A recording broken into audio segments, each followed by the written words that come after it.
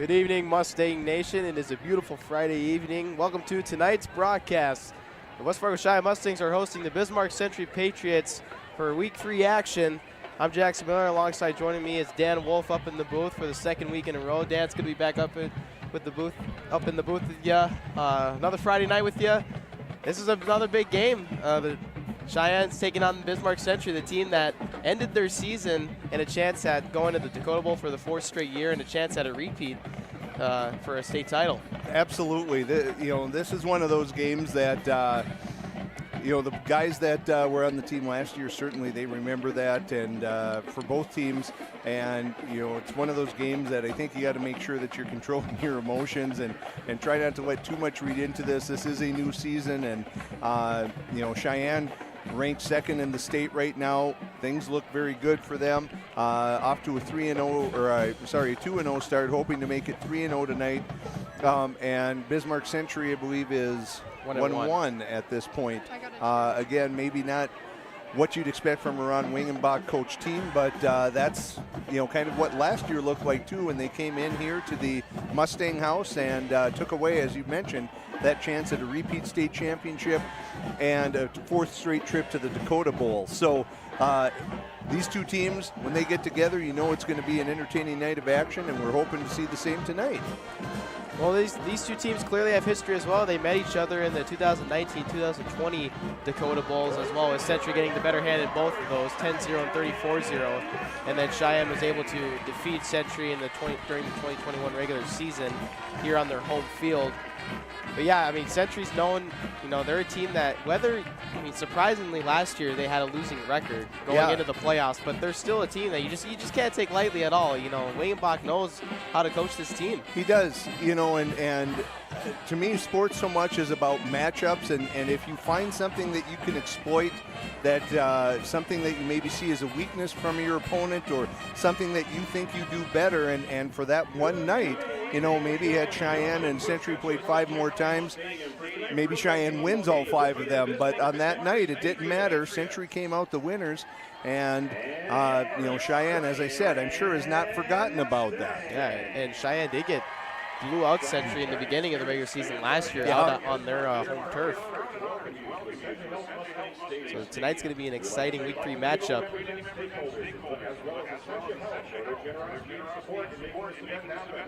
Thank you again, and welcome to the home of Mustangs football. This match is between Patriots and Mustangs will be played under the strictest code of good sportsmanship. The North Dakota High School Activities Association. So as soon as we are done with the national anthem here, we'll go through a few pregame keys to the game that we think we want to pay attention to, especially for this game, that might play a factor in the outcome, and then we'll be ready to kick her off and go from there. They invite you to support their effort. Together, all create an environment for high school competition to be proud of. We'll try and give you some updates on some scores from going on in 3A around the state here tonight. The matchups for tonight are as follows. Obviously, Century and Sheyenne here. Bismarck is hosting the 4th-rated team, Fargo Davies, out in Bismarck at the Community Bowl. St. Mary's and Williston are going against each other at St. Mary's. Mandan and Minot, the 3rd and 5th place teams in the state, are scoring off against each other in Mandan. Shanley, number 1 in 3A against South 3 and 2A are playing, and West Fargo and Bismarck Legacy.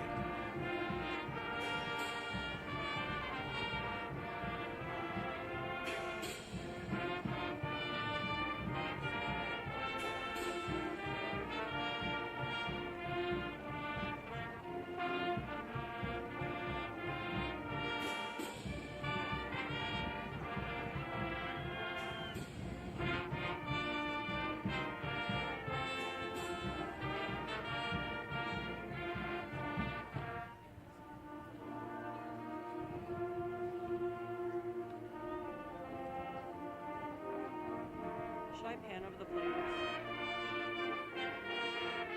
1.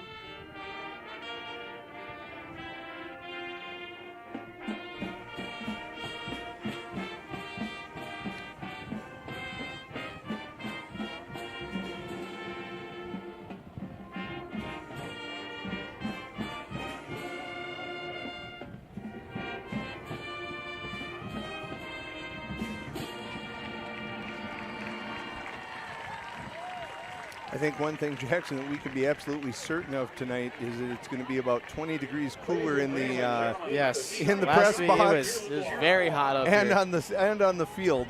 Temps in the 90s last Friday, and far more comfortable tonight. Yeah, beautiful conditions this evening. A little breeze, up high 70s. Charlotte Madriga. That's that September fall weather that's coming in. It is. The camera, is that a rear Avea camera? Phoenix Jones. Mikayla Cummings. having a hard time keeping my Kinley still. Mosier. Melissa Cuevas. On camera 4. Ayla Thompson. Larissa Reynolds. Tia Madriga. And Catherine Madriga. Cheer team is coached by Jim LaRue, Trent LaRue, and Sadie Ketman. Student manager is Chloe Ferber. Once again, Century won the point toss and further off in the second half. So this time, let's meet the starting lineup on defense for the Bismarck Century Patriots. At right tackle, a senior, number 7, Evan Schmidt. At nose guard, a freshman, number 77, Ian Schweigert.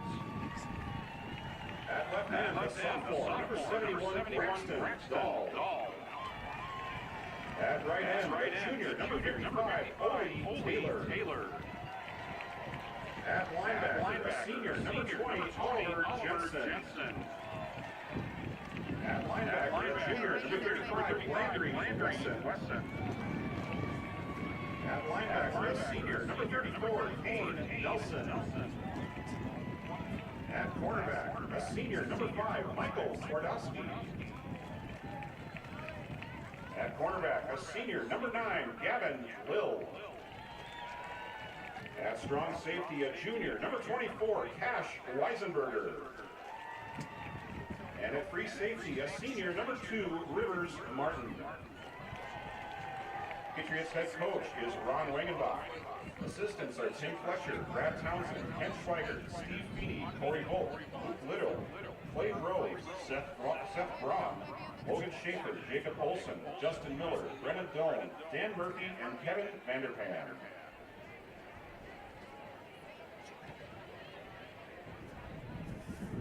And now, ladies and gentlemen, let's meet the starting lineup on offense for your Sheyenne Mustangs. At split end, a senior number 4, Noah Olson. At left tackle, junior number 55, Cade Petshot. At left guard, a senior number 58, Isaac Zeiss. At center, a junior number 62, Brody Schobinger. At right guard, a senior number 52, Jaya Jelaru. At right tackle, a junior number 77, Xander Mowry. At split end, a senior number 1, Colby Walter. At tight end, a junior number 12, Cooper Bryant. At slot back, a senior number 3, Race Wilson. At running back, a senior number 2, Barry Pinu. And at quarterback, a junior number 7, Caden Olson.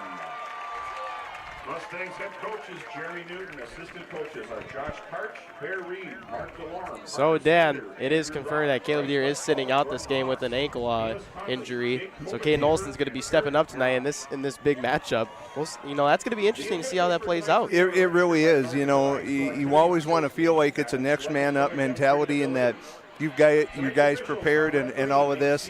I think probably the good news for Sheyenne, if there is any, is that it's not a last-minute thing. They've known that Deere was kind of nursing this ankle. We saw him hobbling a little bit at the end of the last game, so they've been able to kind of prepare all week for this possibility and make sure that they got Olson enough reps in practice and make sure that he was comfortable with the game plan and the scheme.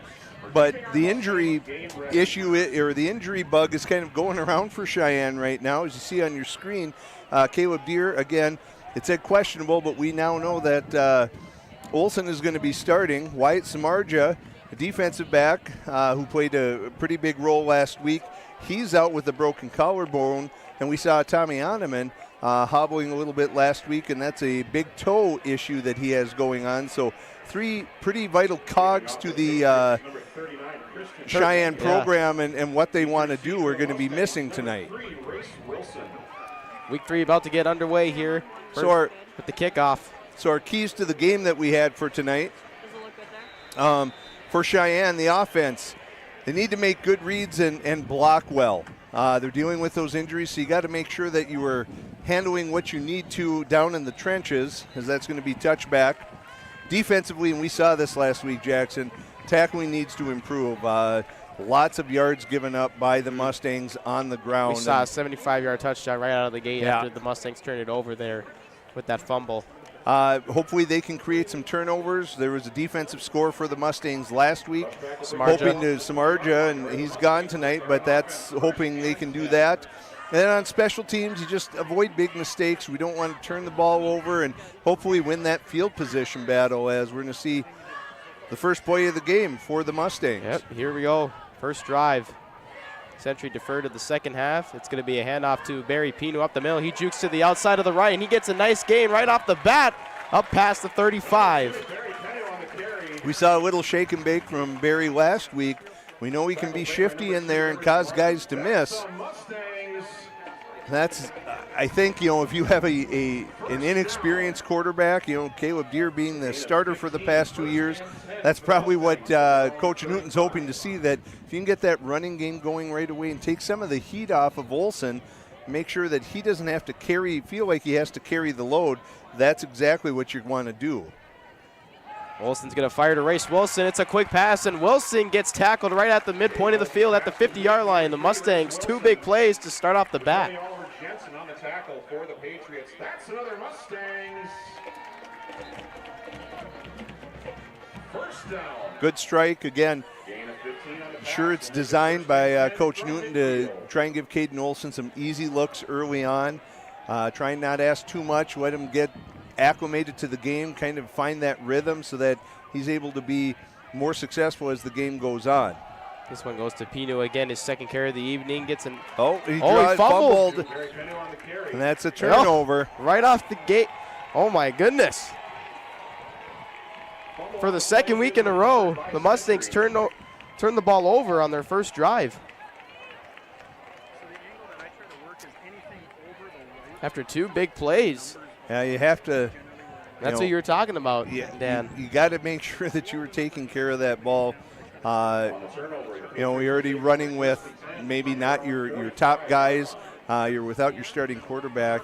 You just can't shoot yourself in the foot with these things. You got to make sure that you're taking care of all the things that you're able to. And that's probably as unfortunate of a start for Cheyenne after 2 really good plays, 2 first downs, and then turn it over.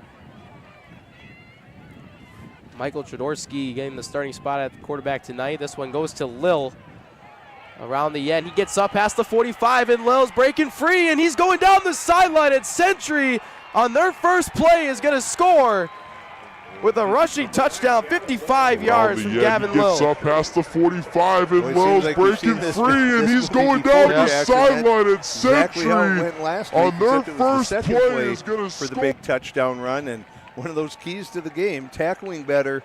Lots of guys, lots of blue jerseys had looks at Lil on that jet sweep, but no one able to corral him or slow him down enough to gain tackle, and Cheyenne's going to find themselves in a quick hole just like they did last week. Wesson's kick is good.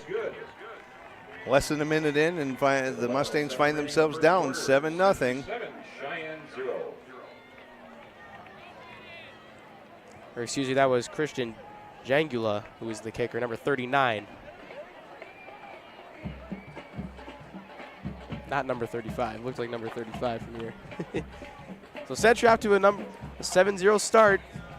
Something we saw last year in that quarterfinal matchup. The Mustangs turned the ball over deep in their own territory, and Century capitalized. Yeah, and I guess one thing that we have talked about with this run pass option that Cheyenne is running this year, previous versions of the Mustangs offense were not really built for big comebacks and those sorts of things. This year, far greater quick strike capabilities with Race Wilson and Colby Walter and some of those guys. So just the offense that you're running is going to make that a little more possible, but still, you got to take care of the ball, and I'm sure that's one thing that Coach Newton addressed on the sideline there as Century takes in the 55-yard touchdown run and puts the Mustangs in a quick hole to start the game. This one's going to be deep again. Great kick by Jangula. He's got a leg, that's for sure. Yeah. Maybe if they get in some four-down territory, they might see some field goals tonight. You might see some field goal opportunities. So Cheyenne looking to bounce back. After turning over the ball on their third play.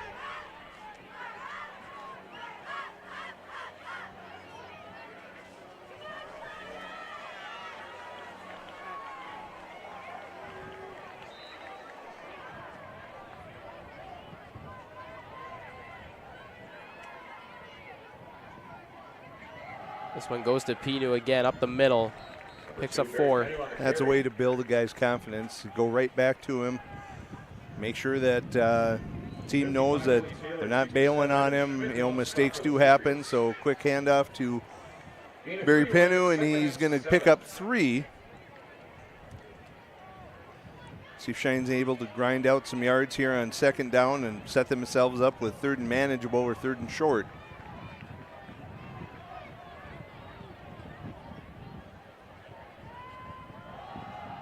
Pinu again around the right side, comes back to the left. Picks up a couple there. Cinching his way forward the 2-3 yards. 71 Braxton Dolls in on the stop for the Patriots. Gain of 3 on the play will make it 3rd down and 4. 3rd and 4. That's doable. One thing that does happen with this RPO, Jackson, is it does spread out a defense. Absolutely. You're giving up one of those linebackers and have to replace them with a D-back or a safety. And this one goes to the Olsen connection. Olsen's pass complete to number 4, Noah Olsen. And they're going to move the chains. So that is one of the things that you're able to do is as you spread that defense out, hopefully that'll create some running lanes for Penu as the game progresses, but that was a good pitch and catch there from Olsen to Olsen.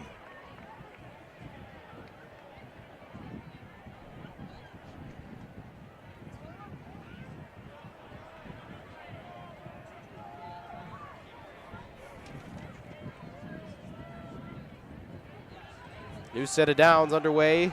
Pinu once again, cutting back to the right, very shifty. Number 2, Barry Penu on the carry. That leads to a gain of 5. Made by number 55, Ole Taylor.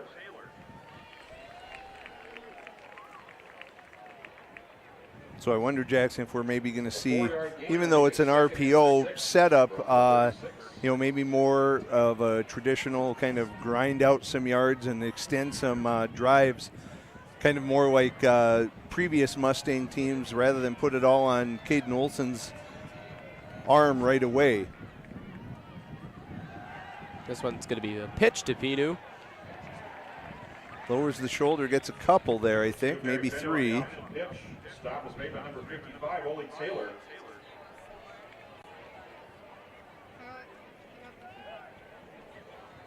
It's going to be around 3rd and 5.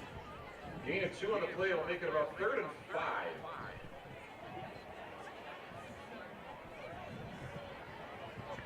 From the 38.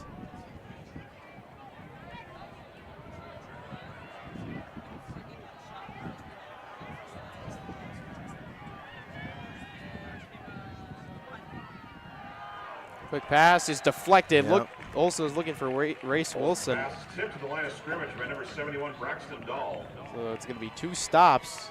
They'll bring up 4th down. And Cheyenne is going to bring on the punt team. Century will have a chance on this next drive to go up by 2 scores early in the game. Mansky is in punt formation for the Mustangs. Deep to receive for the Patriots. Number 9, Gavin Lill. Lill, who scored that touchdown, 55 yards rushing. is back to receive. Ooh, that was close. That one balloons in the wind. Yep. Comes down. I don't think it touched a Patriot there. So that's just going to be downed at the Century 41. And they're going to take over at that point. Ball's down at the 41-yard line. Patriots will take over 1st and 10 from there.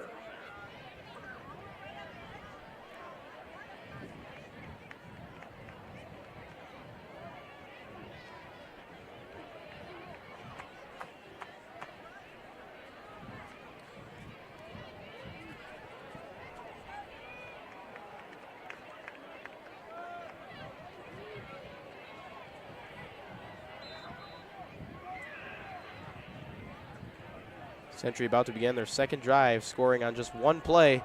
It's going to be a fake handoff. Chodorski keeps it, and he's great stop there at the line. Petshak. Good job by Petshak, just staying home, read responsibility, didn't chase the fake on the handoff, and was in great position to make that stop for a loss of 1.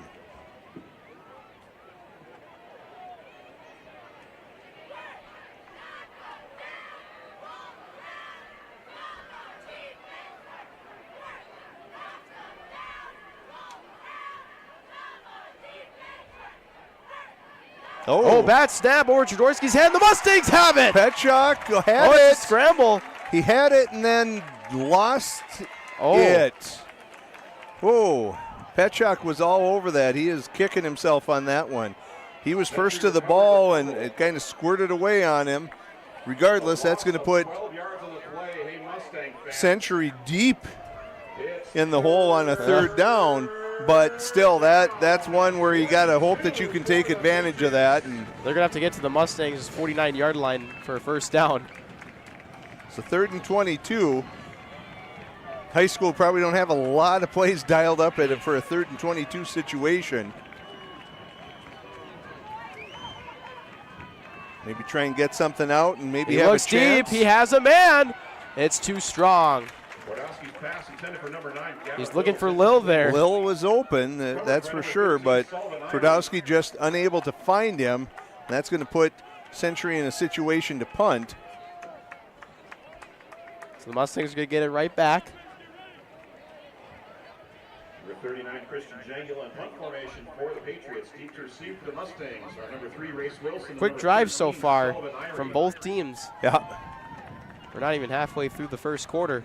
Both teams having the ball twice already. Ooh. Bad snap again. Oh, and that's just a little squibbler. And it's just going to keep rolling. Wow, and that rolling. actually turned out pretty well. Really good for Century, all the way down to the Mustang 10. For as bad as that snap was, that he was able to have the wherewithal to turn and just kind of kick it. I don't even know if he was sure which direction he was pointed as he kicked it, but he got it out of there, and it worked out real well. 61 yards on that punt. Good break from a bad snap, that's for sure. So we'll see the Mustangs go back to work here.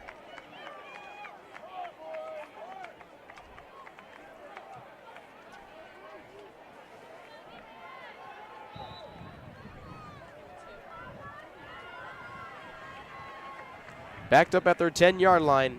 Drive number 3 for Cheyenne begins with a Pinu run. Nice tackle, Ole Taylor on that one. He closed quickly. That could have been about an 8 or 9 yard gain, but Taylor limits Cheyenne to a gain of 3 on that. He closed on that quickly. He saw the opening, and he did not hesitate.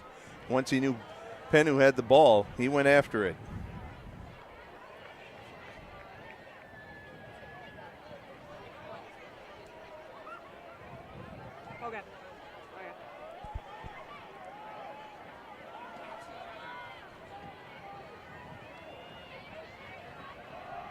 One goes to Pinu again around the right side. Pretty good gain there. Pick up a 3 or 4 on that again. A manageable 3rd down situation.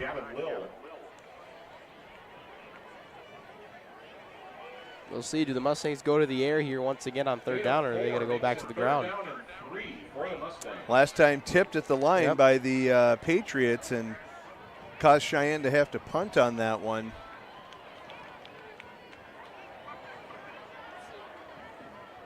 Mustangs do want to get a first down. They're a little deeper into their own territory this time around. And Olsen's going to keep it, and he's going to be just short. Not quite as shifty, not as good a runner as Deere. So he's going to end up. Gain of 2 will make it 4th and 1 for the Mustangs.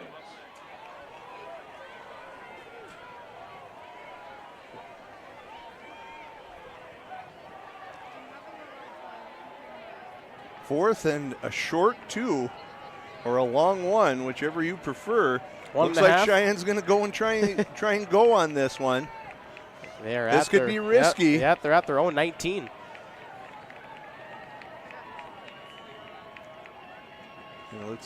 They're going to run it. Yeah, it's going to go to Pinu, and he's going to be short. And Century with the big-time stop. And they're going to have great field position already in the red zone. Well, that goes back to one of the keys of the game, Jackson. We talked about the fact that the blocking, you had to have your responsibility and be responsible for your man. And that looked like a jailbreak as we had about 2 or 3 Patriots flood through there and grab Penu in the backfield and tackle him for a loss. And so now you're turning over on a really short field to Century, already down 7-0. We saw this Mustang defense step up last week against Davies, getting 4 stops at the end of the game after Cheyenne's offense stalled in the second half. They scored four consecutive drives. They were able to hold tight. They scored all 21 of their points in the first quarter. Yeah, last week had the makings of, it seemed like about a 60 to 50 shootout type of affair, and then pretty much the scoring dried up after the first quarter. Century looking to bounce back after their 26-23 loss against Mandan last week. Tredorsky keeps it this time, gets up to the 10-yard line. Number 5, Michael Twardowski on the carry is brought down by number 55. It's going to bring up 3rd and 1, and this is 4-down territory, although you did point out, Jackson, Jangula's got a leg. 2 touchbacks that landed in the end zone. Yeah, I think I think they're kicking with the wind a little bit, but still, looks like he's got a really nice leg. So, not quite sure if that's a situation that Coach Wingenbach would feel comfortable sending out a field goal unit if they're unable to convert here on 3rd and short, or if they would go for it in 4-down territory. Tredorsky's going to keep it up the middle, quarterback sneak. And they are going to move the chains. It's going to be 1st and goal. Follows the big guys up front, gets enough for the first, and a 1st and goal opportunity at about the 7-yard line, 7.5-yard line. Patriots from the 7-yard line. That student section pretty quiet so far in this game. You got to try and get that crowd involved. See if you can make a big play, create a turnover, make a stop. You know that they want to be involved, but you got to get them something that they want to cheer about. Oh, there's going to be a fumble. And Mustangs say they have it. We will see. No call yet. Refs are discussing it. They're going to say it's 2nd down. Ball will stay with the Patriots. And that was Grant Henney who was wanting to. He had the ball. Hard to see from our vantage point, Jackson, when exactly that ball came out. If a knee was down, didn't hear a whistle or anything that would have stopped play. So it's going to be 2nd and goal from the 6.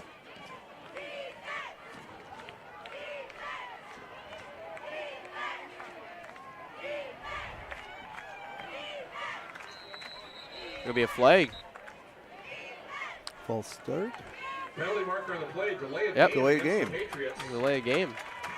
That's going to move him back to the 11. Well, that does help.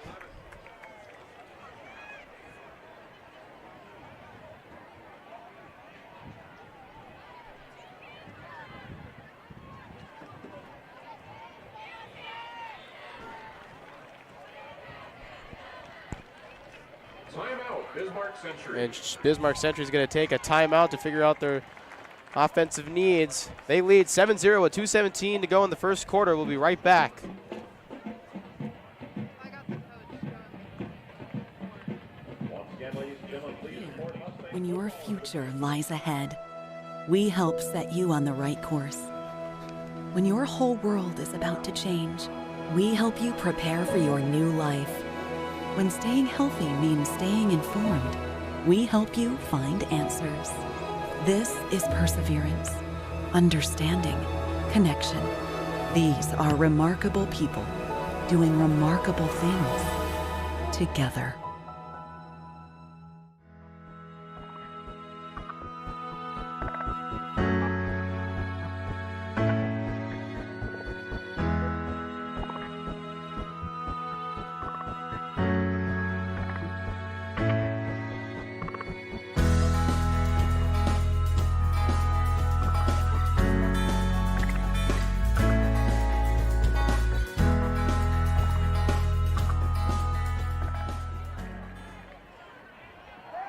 We are back. Michael Jaworski fires to the end zone. Quick pass. Not real good angle on that one. It looked like he was going to run out of real estate before he could actually run clear. He's looking for Burkhardt there. So third down. Upcoming for Century.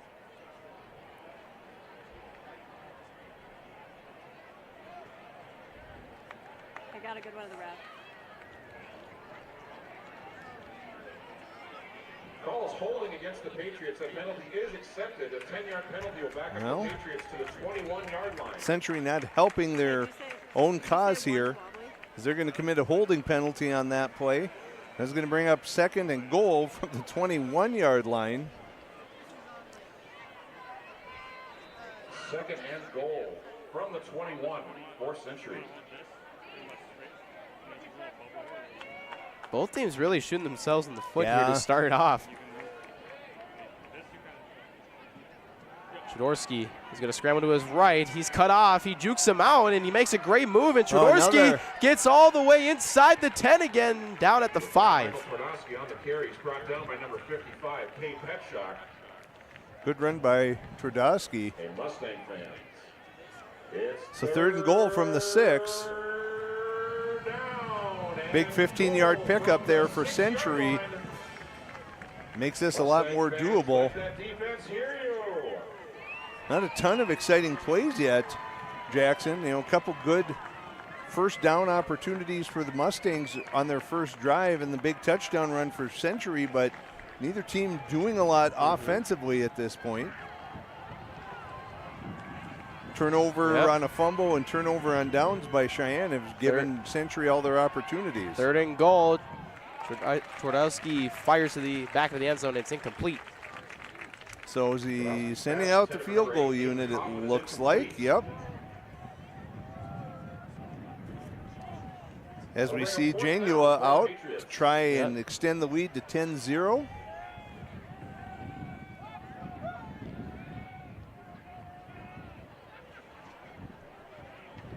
About a 23-yard field goal attempt.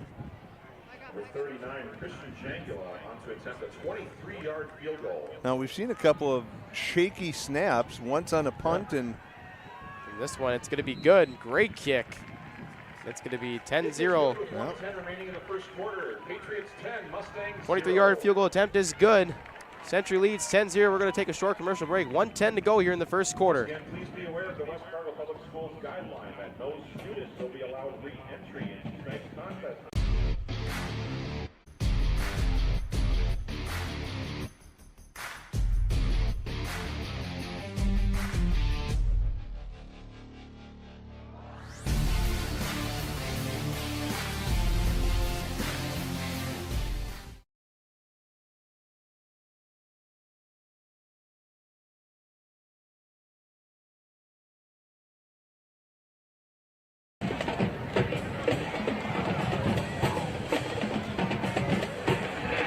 We are back.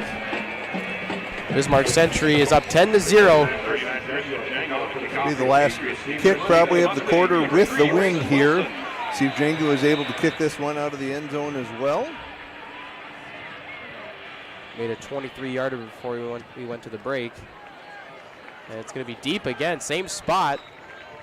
3 times in a row. Touchback will bring the ball out to the 20-yard line. Where the Mustangs will take over first and 10.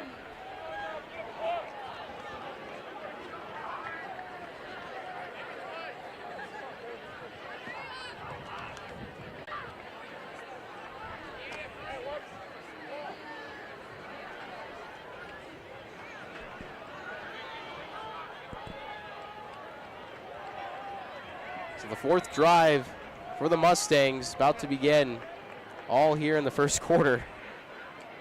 A lot of quick drives we've seen so far. This one goes to Pino again. He gets to the left side and he's tackled at the 24.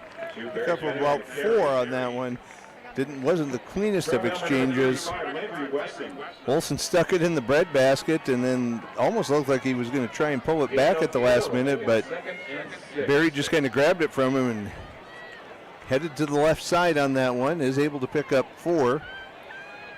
Probably the last play of the extra point is going to be good. By a lot.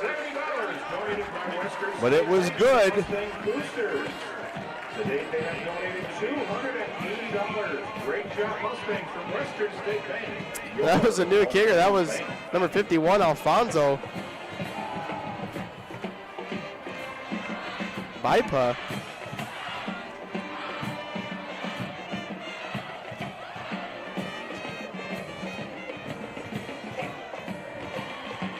Well, we're going to see how Century's going to try and respond here and see if the Mustang D has kind of figured out some of the issues that they were having early on.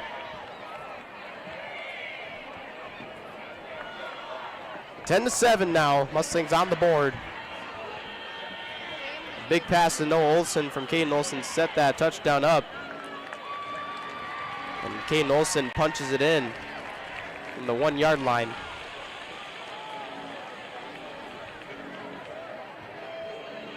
I believe Chase Allen is down in Wisconsin. The soccer team's down in Hudson, Wisconsin. Sure. Next man up, just like Alfonso stepping up. Yeah. I'm sure Cheyenne not unique in that they are sharing a kicker with a soccer team. Pretty good kick. Decent boot. Yeah, back to the 10. And that's That going to be lane tackled closes just before, quickly. just before the 30. Palczewski on the return.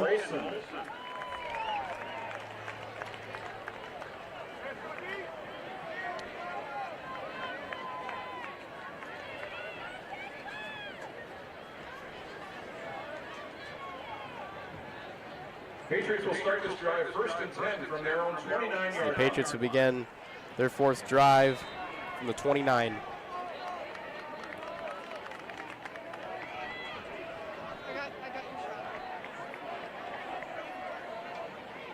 It's going to be handoff up the middle.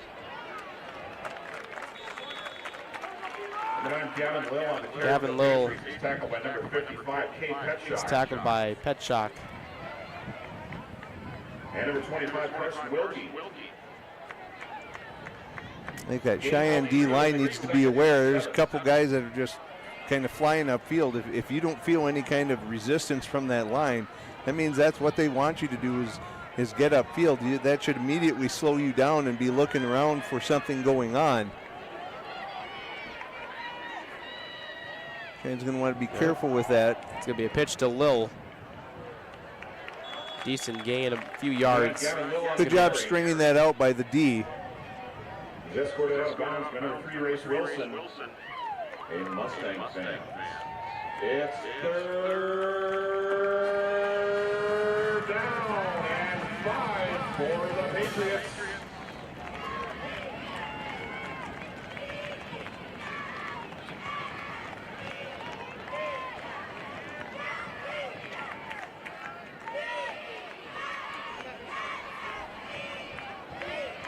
So it looks like we did have a lag for a while in the stream, so we apologize for that technical issue as Gavin Lill's running, or excuse me, that was Twardowski running scrambling to his left. That's going to be a flag is down. I don't know if they're going to get a late hit or a hit out of bounds by Sheyenne. Chased out of bounds by number 32, Tate Herman. I got the rubs. Hard to see with the Cheyenne bench in front of us, just that Twardowski went out. Yeah, it's going to be a personal foul. Personal foul against the Mustangs. Cheyenne holds, but then gives up the first down. 15-yard penalty will move the ball to the Mustangs side of the field. It will be 1st and 10 for the Patriots from the 47.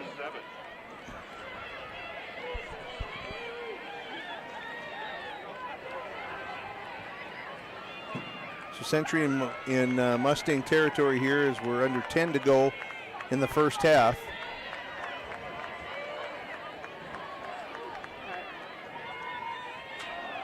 Hand off to Lil. That's going to be That was the type of play that really hurt Cheyenne last week. We saw Davies go to that again and again and again, that inside handoff, and that time Cheyenne had everyone in place where they needed to be to make a stop.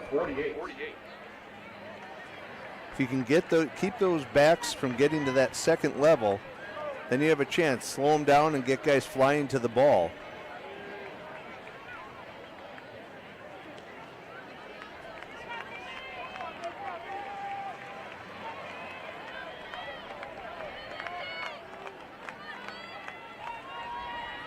Fakes the handoff, play action. Twardowski, they roll to his right. Pass is caught by number 20. That is Oliver Jensen. Good pass on the run there by Twardowski. Catches his man in stride. Men's right there to bring him down though, so it's going to bring up about 3rd and 6.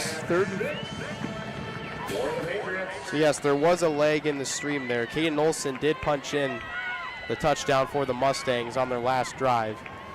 Yeah, we apologize for we're having a little technical issue up here, so if you didn't catch that. A little unfortunate, but yeah. We got things back up and running.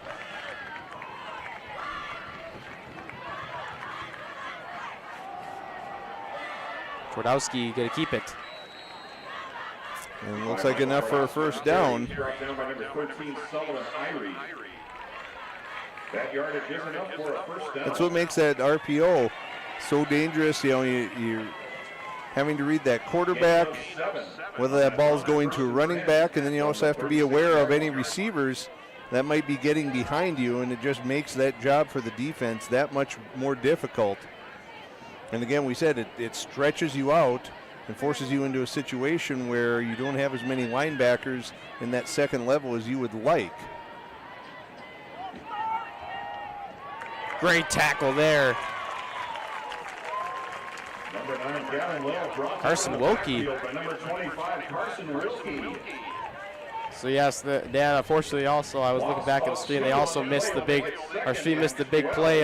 Caden Olson missed, or caught a. So a 60-yard pass from Caden Olson to his brother Noah. Fantastic pass down the sideline just as Noah cleared the D-back. Caden put it right on the money, and Noah picked up about 20 yards after the catch. So as you said, 65 yards. That's what put Cheyenne in such excellent field position. They were able to punch it in a little bit earlier. That one intercepted. What a catch! No, Sully Irie. That was, went up high, caught it at the peak, timed it just right. You could see, I think that wind coming out of the north, that is going to be tougher to kick. It's going to be tougher to pass into that wind, and that one just kind of hung up there. It just kind of fluttered a little bit, and Irie able to get his feet under him, go up and catch it at the peak. From their own 16-yard line. So now Cheyenne with an opportunity to work with the wind. Yeah, that's a great play that our stream caught there. That was Sullivan Irie getting up there.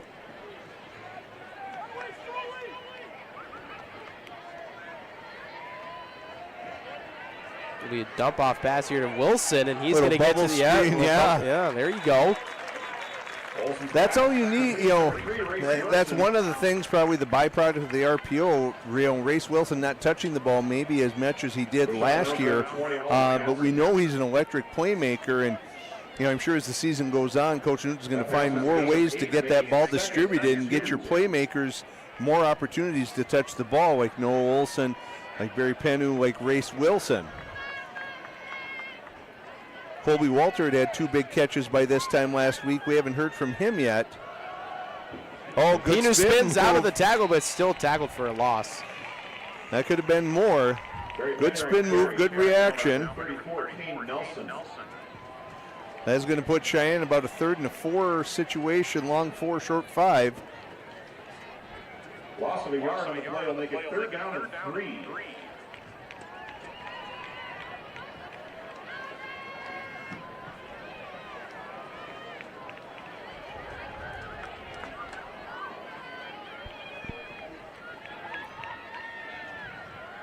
This one's going to be a dump off to Barry Penu now. He gets a nice look on the outside, up past the 35.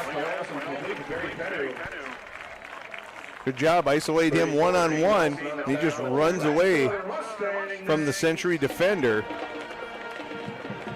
And moving the chains for the Mustangs. 1st and 10 from the 33-yard line.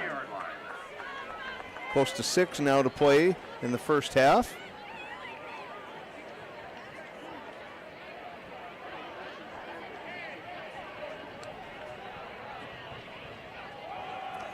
Play action pass. Olson has Bryant again. Trucks him over a little bit there. Looked like he maybe had Grace Wilson streaking across the middle of the field. Opts to go instead to Bryant.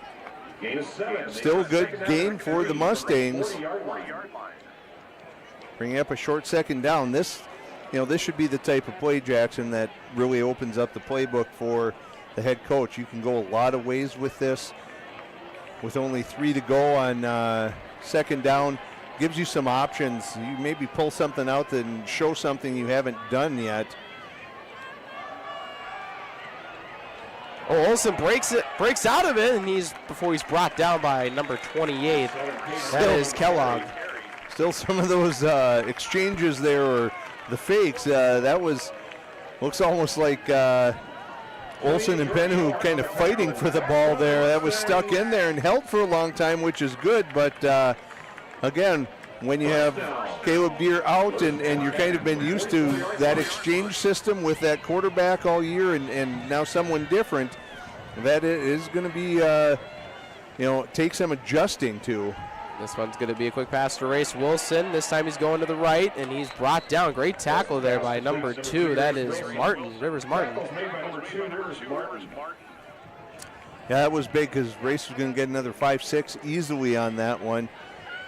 Little ankle tackle there, held on.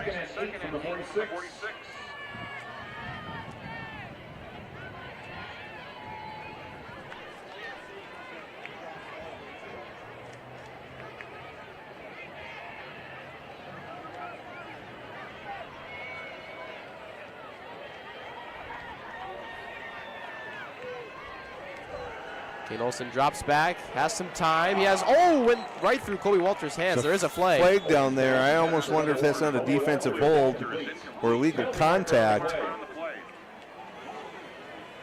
As I think it was Noah Olson going long, and I think maybe someone got a handful of jerseys as he was headed by there.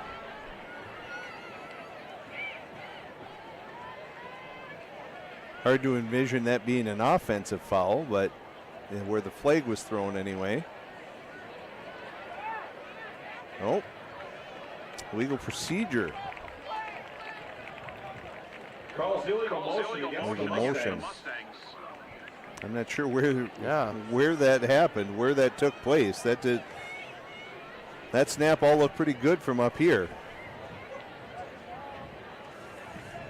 If the Mustang coaching staff in the press box would agree with us. Yeah, I don't think they're confused. They're confused as to what happened.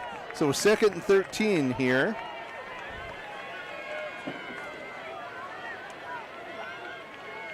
So that backs the Mustangs back up to the 40. Olson fires, has a great look. This is his brother. Olson lowers the shoulder and delivers some punishment.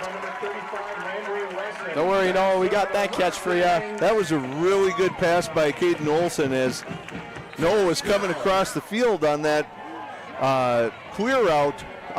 There was a ref right in the way, the back judge, and Caden had to kind of wait for Noah to clear him before that pass could be released. Good patience, good protection by the offensive line. Up to the 39. Oh, great catch there by Wilson. That was a great catch. Probably just as much as anything. That was bordering on a lateral. That was almost a backwards pass. If Race doesn't come down with that, that could have been a fumble. Great adjustment in the air by Race Wilson. It's not going to lead to much. Loss of 2, but that was important that he hung on to that as we're now under 3.5 to go. Cheyenne's going to try and see if they can capitalize, get a score right before half.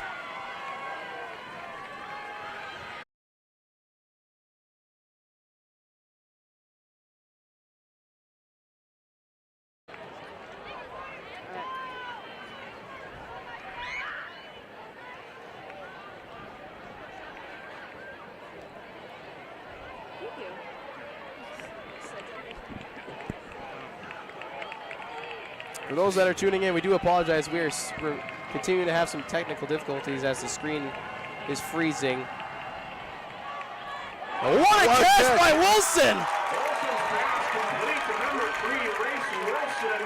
Good thing the camera got that.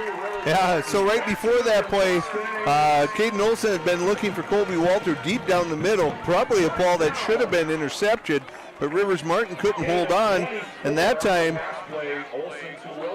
Race Wilson goes up and grabs that one, snatches it out of the air, gets some yards after catch, and as we're winding down to 2 minutes here, Cheyenne going to have an opportunity to punch one in. This one goes to Pinu up the middle inside the 15. Harry Penu on the carry. Brought down by number 35, Landry Weston, and number 55, Oli Taylor. Gain of 4 makes it 2nd and 6.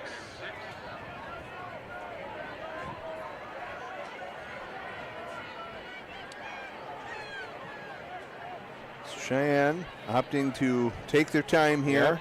A minute and a half to go here in the first half. All 3 timeouts remaining, so they're going to take their time. Looking to take the lead here after a slow start. Olson drops back, looks to the end zone. It is caught by Noah Olson. Touchdown. Into double coverage. Wow. Noah Olson just wanted it more. We got that one, Dan. Oh, no way. Flag on the play. It's probably going to be a holding, I'm going to guess. No way.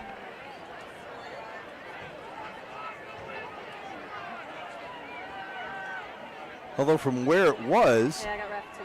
Was it? I Was got it ref a too. penalty? where that flag was thrown, it looked like it was in the defensive backfield.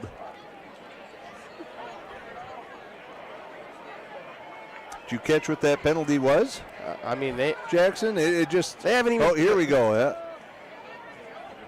Hey, I got Wow. Yeah, illegal man downfield. So lineman must have released a little bit, gotten a few yards downfield. No one to block probably, Dang and it. just looking for someone to put a hat on. And so that's going to back him up.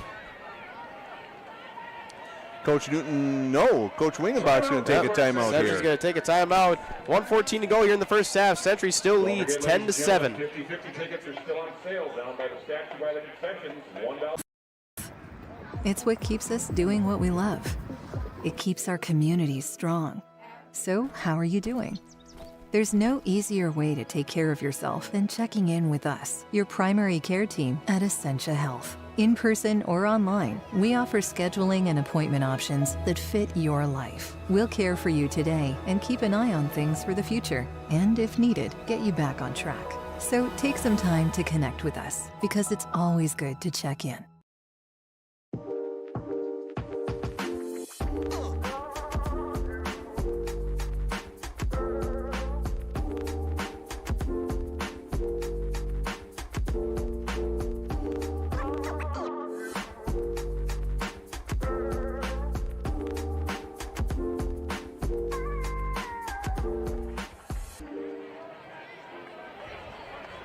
Ladies and gentlemen, we are back. 1:14 to go here in the first half. Cheyenne's touchdown got called off. Legal man downfield. And this one's going to be a deep pass to Brian out of his reach. He was there. He was open, heading to the short corner of the end zone. That one just a little bit too far outside, leading him out to the pylon. And Bryant cut it a little more upfield. That was a good look. I do want to remind you guys there is some technical difficulties going on that we've experienced so far in the first half, so we apologize. If there's any big plays that are missed, we will let you know what happens if any technical difficulties continue to arise. We're just going to work through it. We appreciate you guys tuning in. Caden Olsen drops back. He's got Race Wilson, gets inside the 10. Wilson juking back to his left, and he's in for the touchdown. There you go. Good job. The offensive line really sold that. Let Century get that penetration, and that opened up that entire middle for Race Wilson. And once he gets the ball, all he needs to do is have a little room, and he's going to make something happen. And he does there. Gives Cheyenne the 13-10 lead with under a minute to go here in the. How about these last two drives for the Mustangs? Slow start on their first few. Well, a turnover on the first one. Second one, not a great turn or not a great drive, but have looked electric here since then. Electric plays that we've seen so far. The extra point is good. It's good again. 2 for 2. Someone called Chase Odland. No. Great job stepping in here in a tough situation.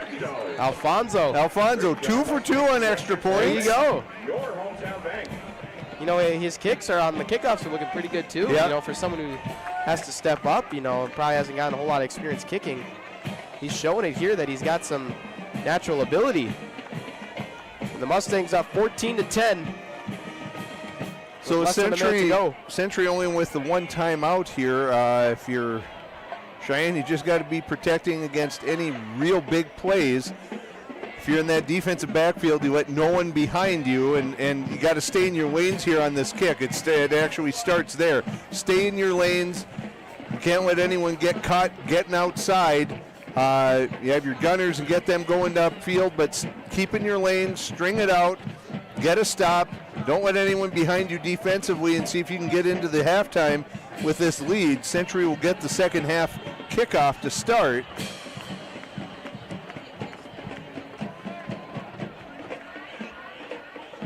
Alfonso Blake on the kickoff for the Mustangs. Deep for the Patriots, number 9, Gavin Lill. Number 37, Tyler Polcheski.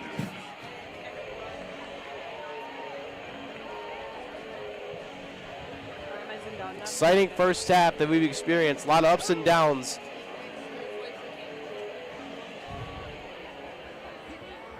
Another great kick by Bipa. This one's received just inside the 10.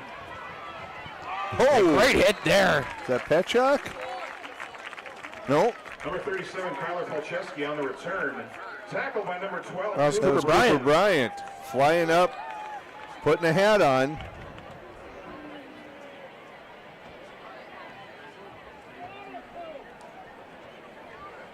So nice coverage by the Cheyenne kickoff team. 27-yard line, their own 27 is where Century's going to start this drive with only 54 seconds left and one timeout. So again, defensively in the backfield, just making sure no one gets behind you and keeping an eye on Lil here. He's the one who has hurt us the most in the first half. Yeah, scored on Century's first play of the game, and Lil's going to break free again. He goes to the left side now. The Mustangs trying to cut him off, and Lil's going to be jukes back to his right, and Lil's gone. His second rushing touchdown of the game, and the Patriots have the lead right back. Touchdown Century. 73-yard run there. So we've seen a 55-yard rushing touchdown, a 73-yard rushing touchdown from Lil. Yeah, Gavin Lil, he is. So he clearly has almost 200 rushing yards. The inside was clogged, and he bounced outside, and there was no one. Maybe not great angles of attack to run him down as he was heading up the sideline by the Mustangs, but regardless, good cutback by Lil. And he's able to punch it in from 73 yards. Jangula's kick is good, right through He's the got uprights. all the leg you're going to ever want. Wow, he's boy, got that's 128 yards now in just those two plays from Will, plus a few more runs, in between those two big plays. So yeah, he's having a huge game and 2 touchdowns. Boy, that's some good fantasy points. Well, it is, and I think what's shocking is that's not what we've seen or not what we're used to seeing from a Cheyenne defense. I think one of the things that is probably a little different is this year you don't have the Theron Parsons and some of those bigger guys that clogged up the middle and really could dominate an offensive line. And so you end up sending a lot more guys trying to fill lanes and that sort of stuff, and that leaves you a little susceptible to those bounce outs and those sorts of things. So unfortunately for Cheyenne, the lead is very short-lived. 14 seconds, I think, is all there was. Yep, that was their first lead. And so Century snatches it right out of their hands. And Century gets the ball. That's a dream scenario if you're Century. You have that opportunity kind of to steal one. You get that touchdown and know you get the ball to start the second half. So at 40 seconds, we'll see how good Jangua's leg is into the wind here. We'll see if Wilson gets a chance to return this one, and maybe a good return and a few plays, and Cheyenne can maybe be in business. Jangula's kicks with the wind have been around 70 yards because they're landing in the back of the end zone, but he just attempts a low line drive here, and that's received by Wilson, and he's up past the 35 at 36. Good return. Looked like there was an opening for just a second. A lane opened up, and he shot through, but good job by Century to hold on there. 27-yard return sets up the Mustangs 1st and 10 from their own 36-yard line.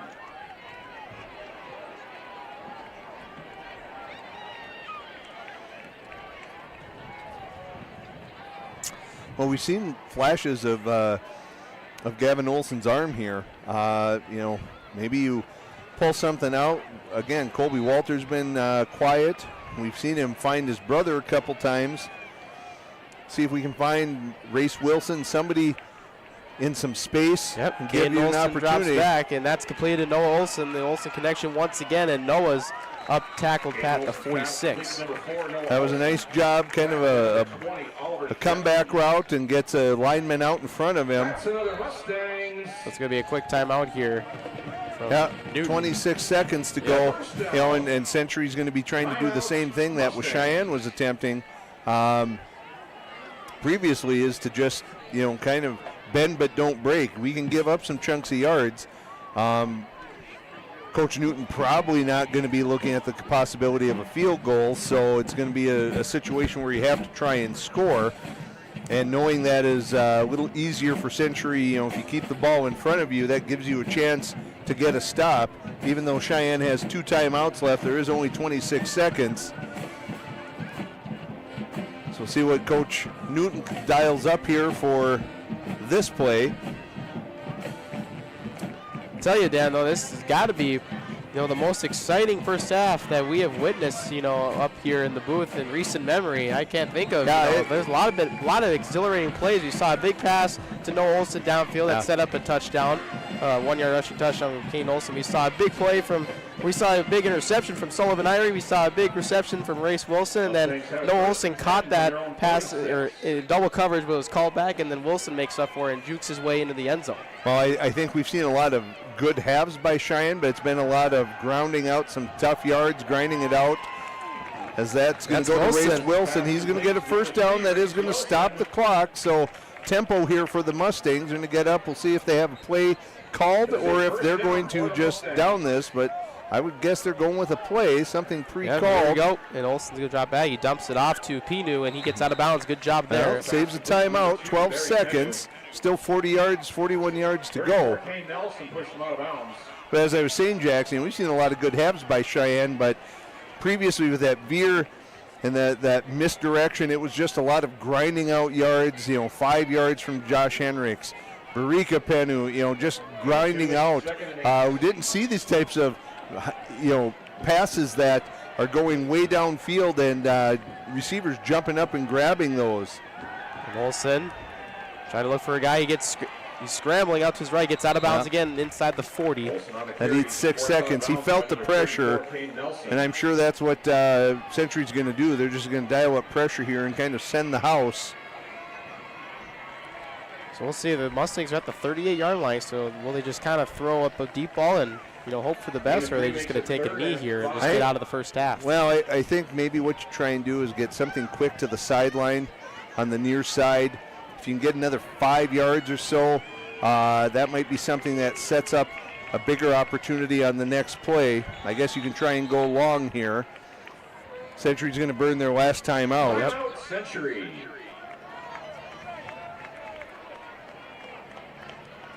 Caden Olsen really showing some promise here, and yeah, he really is. To step up for Caleb Diaz. Caleb Diaz, as we said at the beginning of the broadcast, he is out with an ankle injury right now. He was limping at the end of the Davies game last Friday, so he's taking this one out, and so he's nursing that ankle. Yeah, and you got to think big picture here, Jackson. This is only the 3rd game of the season. You don't want to, send somebody out who's injured and inevitably maybe protecting that. Ends up, opening themselves up to some other kind of hit or something like that, playing it safe here. The reality is, as we've talked about before with the 3A system, the vast majority of teams are going to make the playoffs, and so you got to think long term here. You got to play the long game with this. So sitting Deer out tonight, and Caden Olsen has nothing, nothing to be ashamed of. He has performed admirably stepping in for Deer.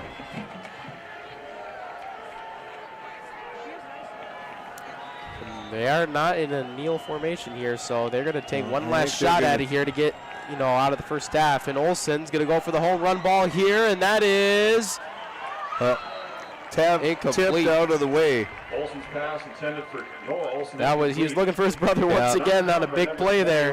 And that's going to bring us to the end. That's going to be the end of the first half. And Century goes into the locker room with a 17-14 lead. Boy, what a first half you guys witnessed there. And, I'm excited, Dan, for what's going to come here in the second half. We'll see what happens. Century is going to get the ball to start off, so we'll be right back, folks. Once again, Century leads 17-14 at the break. Our health. It's what keeps us doing what we love. It keeps our communities strong. So, how are you doing?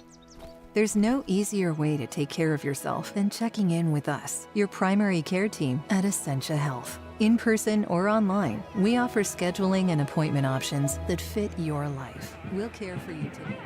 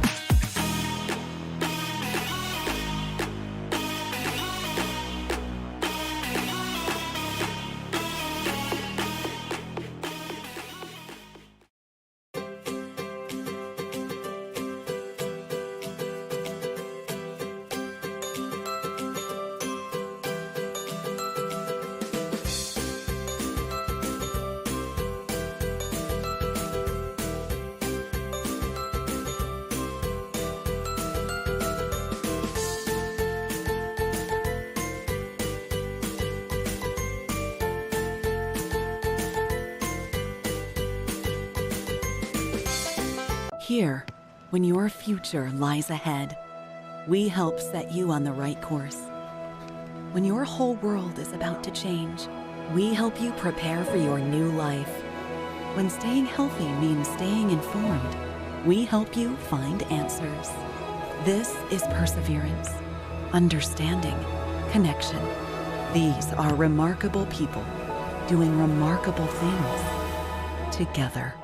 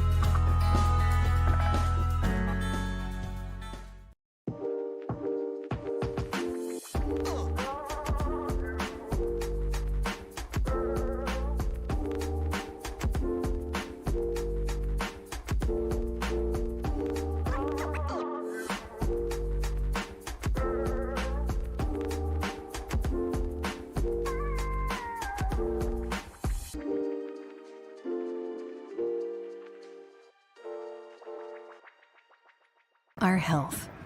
It's what keeps us doing what we love. It keeps our communities strong. So, how are you doing? There's no easier way to take care of yourself than checking in with us, your primary care team at Essentia Health. In person or online, we offer scheduling and appointment options that fit your life. We'll care for you today and keep an eye on things for the future, and if needed, get you back on track. So take some time to connect with us, because it's always good to check in.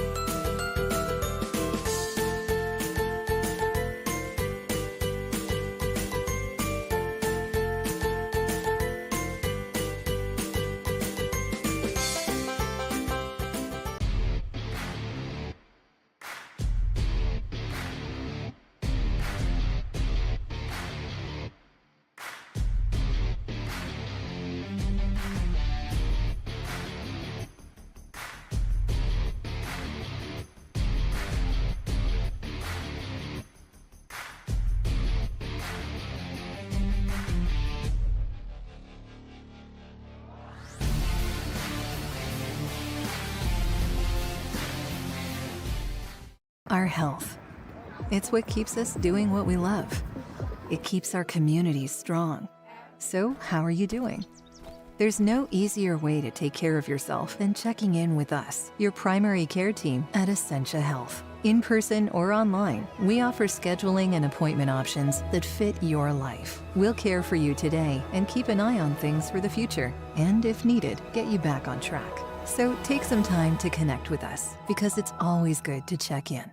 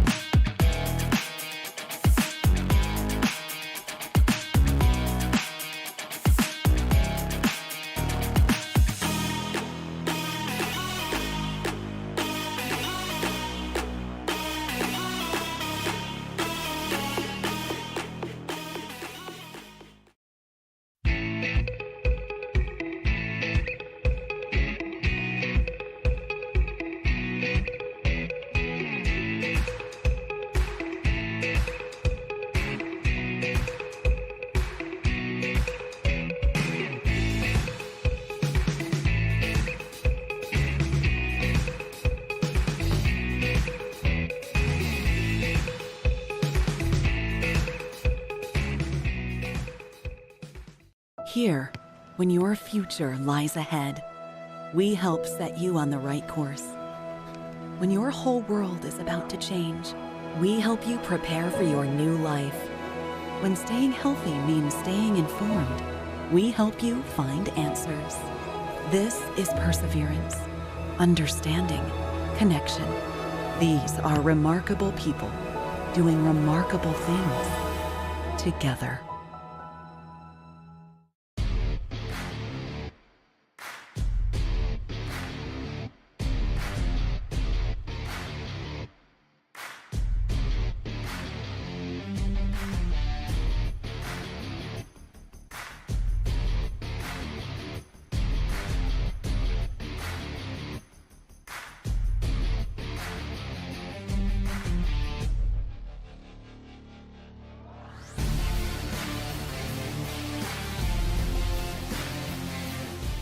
Here, when your future lies ahead, we help set you on the right course. When your whole world is about to change, we help you prepare for your new life. When staying healthy means staying informed, we help you find answers. This is perseverance, understanding, connection. These are remarkable people doing remarkable things together.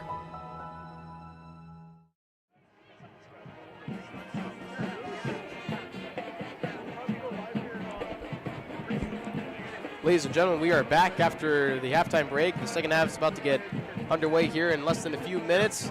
Century has a 17-14 lead. We saw a lot of big plays in that first half, Dan. As you can take a look at the screen here, the Mustangs are taking on Shanley next week. So, seeing this offense, going into that game next week will be exciting, as, they got some tough games here against Shanley, Red River, and Minot, all teams that are not to be taken lightly. No, and Shanley, number 1 in the state. Minot, I think, is number 4. And Shanley's the defending state champs. That's right. And, as we said, I think, in all honesty, if you want to see how the RPO can be run and how dynamic that offense can be, that's probably Shanley is the one that's kind of pioneered that in the EDC. But watching both of these teams, as you mentioned, the plays that we've seen, the big plays, the chunks of yards that can happen, that's going to be an exciting one down on 25th Street next week against the Deacons. But yeah, coming back to this game, 17-14, we saw huge plays from the Mustangs. Some of them that didn't get caught on camera, unfortunately, because of our stream lagging a little bit. Right. But we saw other big plays too that we fortunately were able to get on camera. That as we got our stream back online, we saw. But going back to that big play, we saw Noah Olson with the 65-yard reception that set up a score from Caden Olson, and then we saw a big interception from Sullivan Irie. He got up on that one, and then we saw a big play from Wilson, and he eventually juked his way into the end zone. Undoubtedly, touchdown for the Mustangs. Let's be realistic here, Jackson. Cheyenne has made far bigger plays tonight, but the plays where they've made mistakes has killed them. That early turnover, okay, the fumble, maybe that's not the end of the world, but those 2 huge runs by Lil, that's 14 of the points that Century had, and that's what's really kind of hurting them right now, is giving up those big plays. And we saw it last week against Davies. That defense is going to have to figure something out in terms of being able to, the second half we thought maybe they kind of turned a corner. They had those 4 great stops in a row. But then tonight, we see two big gains for touchdowns of 120 plus yards total between those 2 touchdown runs, and that's something that you just can't allow to happen. So they're going to have to get that figured out. I think offensively, they're moving the ball well, they're mixing things up, but defensively they're going to have to figure something out. So Dan, give us some scoring updates here. Around the state, this one kind of a shock. Bismarck at the Community Bowl is leading 14-3 against Fargo Davies. Davies, the number 4 team in the state, is down 14-3 at halftime out in Bismarck. Bismarck Century, obviously, here is up 17-14. Bismarck St. Mary's out in Bismarck is up 13-0 on Williston at the end of the first half. Minot leading Mandan. Number 3 Minot versus number 5 Mandan. Minot up 7-0. Shanley up 28-14 at halftime against South. And the Packers, West Fargo, is leading Bismarck Legacy at West Fargo High with about a minute to go in the second quarter. They are up 22-7. A lot of good games going on around the state. Yes, absolutely. Including this one we got for you here tonight. So last game, Jackson, it was a kind of a tale of 2 halves, really a tale of 1 quarter and 3 other quarters. Lots of scoring that first quarter, and then everything kind of settled down. We'll see how this one plays out here in the second half. If Cheyenne can figure out those issues on defensively, I think offensively they're going to be just fine in what they've been able to do. Caden Olson has done a great job filling in for Caleb Deere, but obviously probably missing a little bit of Tommy Oneman out there, probably missing a little bit of Smarja out there. That's defensive side. On the defensive side, that's 2 guys that are probably, it's hurting not having those guys, but injuries are part of the game, and so you can only do what you can do with this. And so hopefully they can figure something out for the second half, as we're about a minute and a half away from the beginning of the third quarter.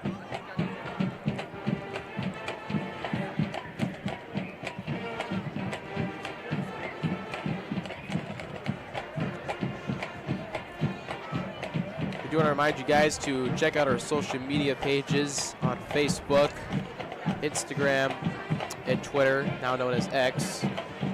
I kind of hate calling it that. It's kind of a funky name, just calling it a social media app X.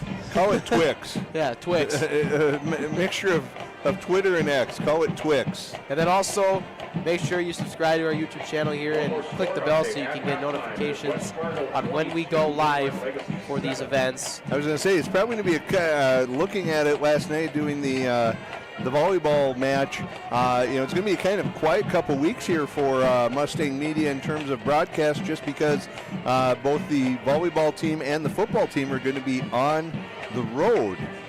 I believe our volleyball team next Thursday is in Moorhead, and then our football team is traveling over to 25th Street to take on the Shanley Deacons, the defending state champs. Sorry,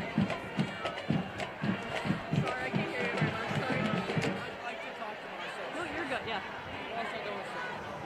But this second half is going to be exciting. I'm really excited for the kickoff here. Really want to get things going. Hopefully we'll see some more big plays, and it's a highlight reel of a game. We saw it from both sides, and we'll see if for Century, if Gavin Will can continue this tremendous performance that he's putting on tonight. So Century won that toss and deferred to the second half, so they're going to receive here. I am, a little surprising. I think the wind has died down somewhat, but Sheyenne opting to go with the wind to start the third quarter. I thought they might opt to have the wind at their back for the fourth quarter, but Coach Newton going with the wind in the third quarter.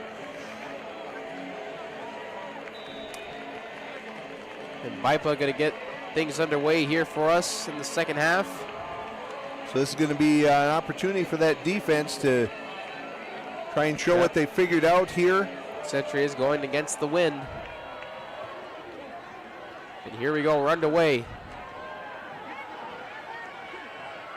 This is Paul Chesky getting up past the 35. Great field position for the Patriots to start off their first drive of the second half. And 13, Sullivan Irie.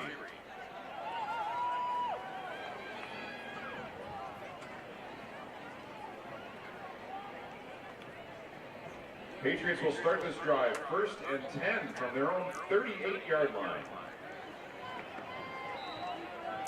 So there was the one interception, Jackson, for Cheyenne in the first half. There was a ball that was fumbled that Cheyenne thought they had picked up, but unfortunately the refs had ruled the runner down by contact. So we'll see if Cheyenne's able to maybe create a turnover here early in the second half and flip the field position here. Hopefully get a short field to try and regain the lead. 4-yard gain. 4-yard gain by Twardowski on that last play. 2nd and 6 coming up here.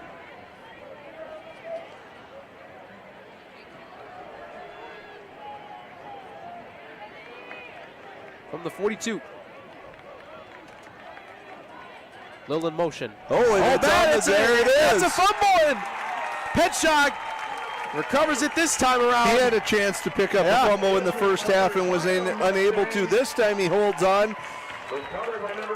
Mishandled exchange there between Twardowski and Will. And as I mentioned, Jackson, see if Cheyenne can create a quick turnover, flip the field, and see if they can get something going here early in the third quarter. So they're going to take over at the Patriot 39-yard line. Plus territory, 1st and 10 from the Patriots 39-yard line. Great field position. Let's go. 39-yard line.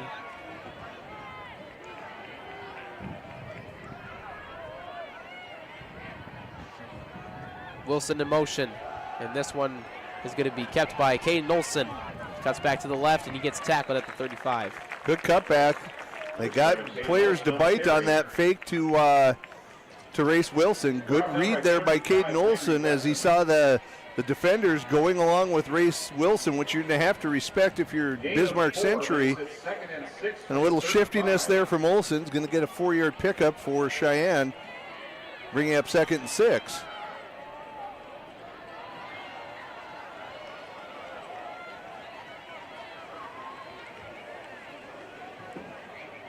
Second and 6 from the 35. This one goes to Pinu. And he gets up the left side inside the 30, and Pinu breaks down the sideline, and he's going to be in for the touchdown. There's a flag. There's a flag on that. I'm going to guess that's going to be a block in the back. I think that's going to be a block in the back on that one. That is the second time on a big play that resulted in a touchdown that gets called back due to a penalty. And I think, what's unfortunate about that is I don't think that block had any bearing on the outcome of the play. I think Pennu was gone for sure anyway, but that illegal block is going to come back to hurt them. Call is holding against the Holding. It's going to be holding.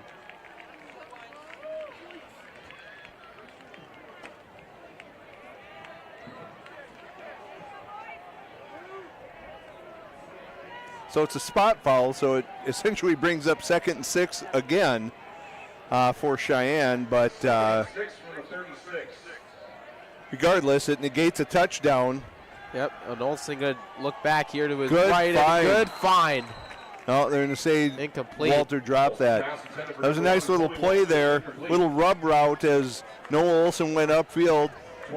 Colby Walter just cut in behind him and found that opening in the seam, and it looked like it was maybe okay. Walter just couldn't wrangle it in. So 3rd down now for Sheyenne, but I'm guessing probably 4 down territory for the Mustangs. So, you either opt to try and see if you can get a bunch of yards here or make it 4th and manageable.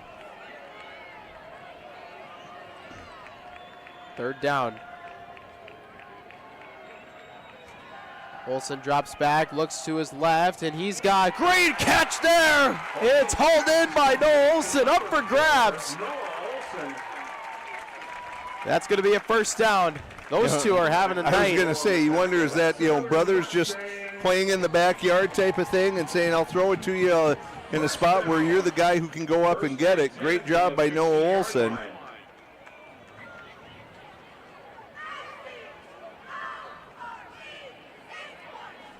So 1st down. It's going to be from the 15.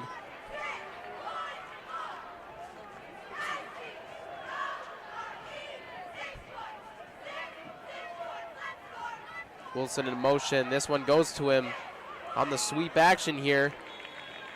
Gets back to about the line of scrimmage.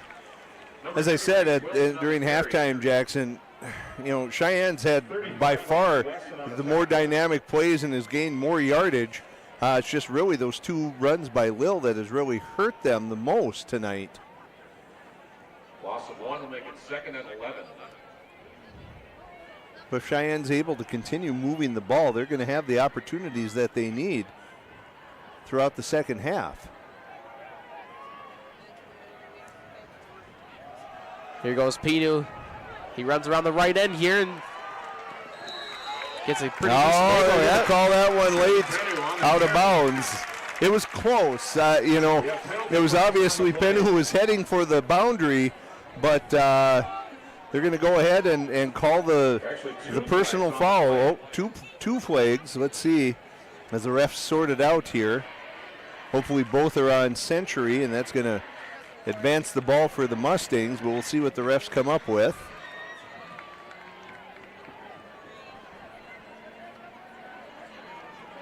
Seems like all the flags are occurring on big plays.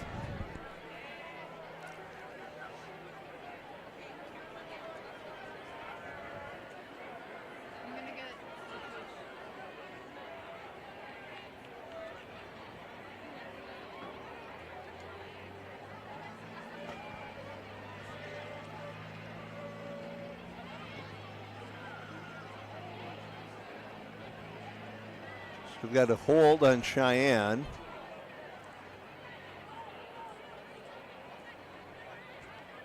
And the personal foul on Century. I think those are offsetting, so you're going to end up with a replay of the down, 2nd and 11, one more time.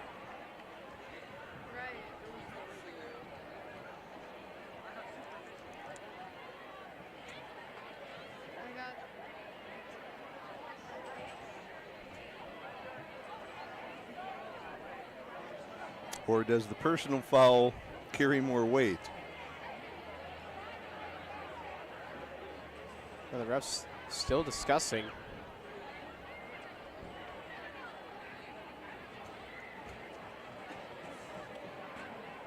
So did they walk off 10 and then walk back 15?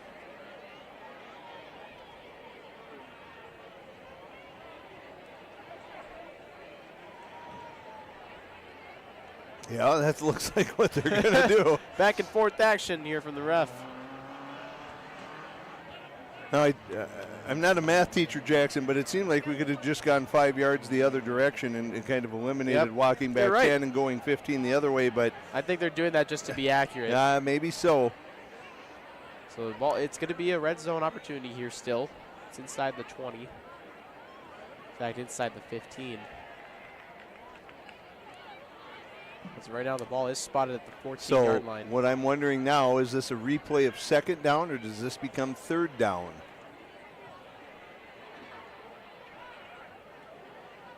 I feel like they've got it sorted out.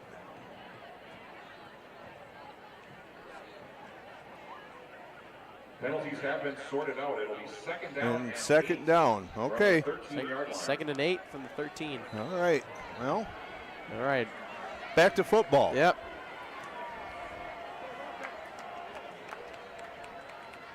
I'm guessing that one was probably half the distance. Play action pass. Olsen fires it. Touchdown! Colby Walter! Boy, he had two guys in the vicinity running almost identical routes in that first pass. I thought it was going to the under receiver, but over the top to Colby Walter. And that's going to put Sheyenne in the lead 20-17. Another lead change. A 13-yard touchdown pass. Olsen to Walter. Sullivan Irie will hold. Alfonso Pipa on to attempt the extra point. Or 2-point pass is incomplete. So they go for 2. They thought they had something there. But Grant Canodal, the intended target, unable to pull that in. So 20-17 it remains.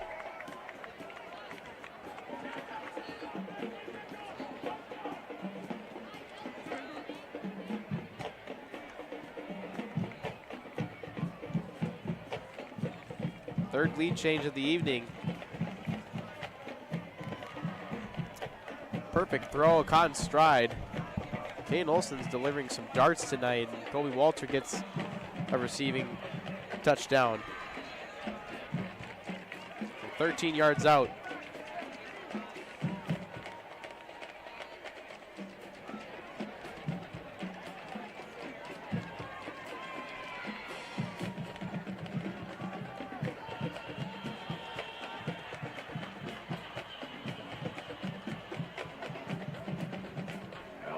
Pipa to kick off for the Mustangs.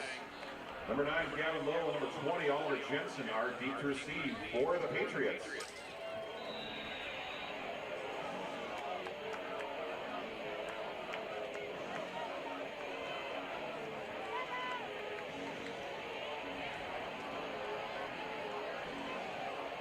.8:47 to go here in the third quarter. Mustangs have the lead 20-17. After a 13-yard touchdown pass from Caden Olsen to Colby Walter, and that one's going to go out of bounds, and that's going to be a flag. Went for a little directional kick that time, but it's going to be out of bounds. That'll give some good field position to start with for Century on this drive. First and 10 from their own 35-yard line. So the only possession here of the half for Century ended up in a fumble on a kind of mishandling of a handoff or a fake between Lil and Twardowski. So we'll see how Century responds to that.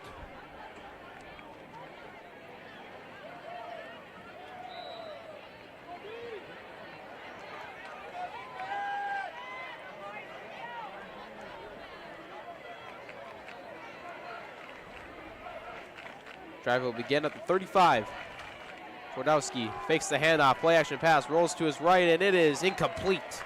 Behind the receiver there. Looking for number 84. That is intended for number 84, Joey Kralik. Joey Kralik. Second and 10 for the Patriots from the 35. I think maybe that was the same, that I formation is what Lil got that last touchdown right before the half out of, and maybe Century hoping to catch Sheyenne overplaying for a handoff. They go with the play action on that, but unable to convert on that. Twardowski drops back, almost sacked, avoids it, and he's scrambling free here. Big gain here from Twardowski up past the 45. That's going to be a first down. So good penetration by Cheyenne, but they over pursued and left open lanes. Twardowski sees that, senses the pressure, steps up in and sees lots of running room, and he's able to pick up that first down. 12 yards out of that.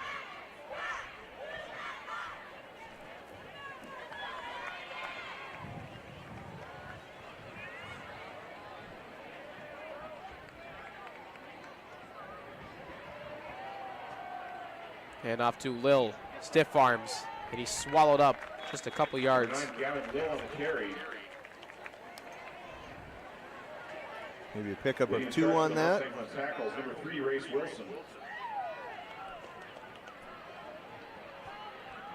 Gain of 2 brings up 2nd and 8 from the 49. You're right there, Jackson, that he was swallowed up. Good team pursuit on defense there by Cheyenne. Stringing that out on that short side, not giving him anywhere to turn up.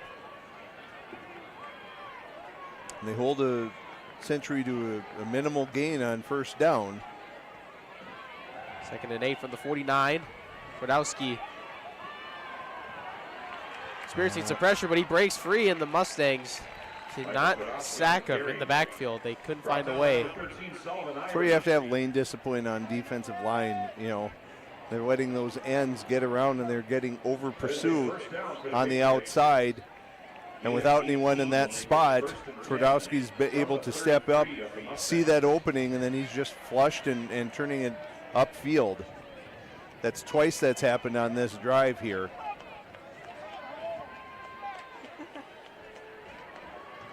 So Century responding well to the touchdown from Cheyenne as we're under 7 to play here in the third quarter. Lil around the end. Designed run here. here. Oh, look at this juke. Went right between 2 defenders there. I totally lost the ball on that. 31 Grant Canodal on the tackle for the Mustangs. I think that was Lil on that one. Good pickup, 9 yards out of that. Gain of 9 will make it 2nd and 1 from the 24. So this is where Cheyenne got really tough last week, Jackson. A lot of times they got pinned deep against Davies, and they were able to hold. Davies not having the kicker like Jangua, I don't think Coach Wingenbach will have any problem going for another field goal with his legs. So, you know, you got to have to find a way to hold these guys.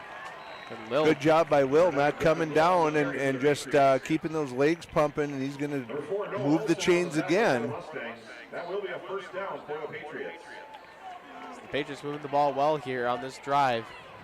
And right at the 20 at the red zone here. From the Mustangs' 20-yard line.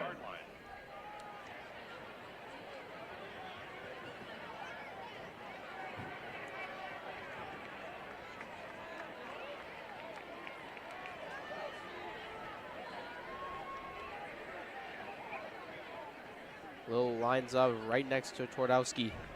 And Twardowski fakes the handoff, cuts up the middle here, gets inside the 15. By Michael Twardowski on the carry. Century just poking away. Hard to blame Cheyenne for not biting on that handoff, that fake to Lil. He's the guy who's done all the damage tonight. But you're right, they're finding ways to chew up yardage and make second and short, second manageable. Makes it a lot easier to keep converting.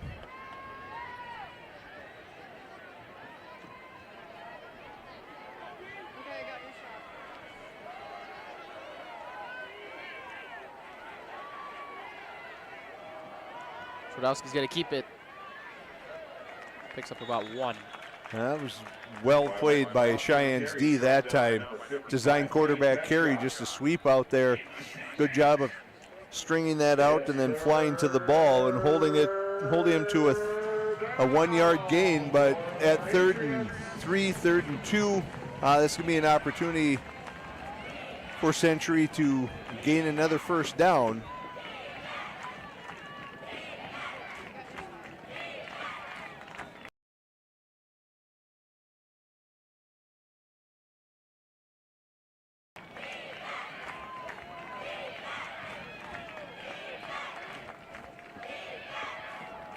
Twardowski again, big hit. Oh, ball comes loose there. We got it. Twardowski is down by contact. But he's down. Short of the line to gain. So 4th and 2. Wilkie on the tackle. And looks like Coach Wingenbach is going to go for this one. 4th and 2 for the Patriots. Opting not to go for the tying field goal here.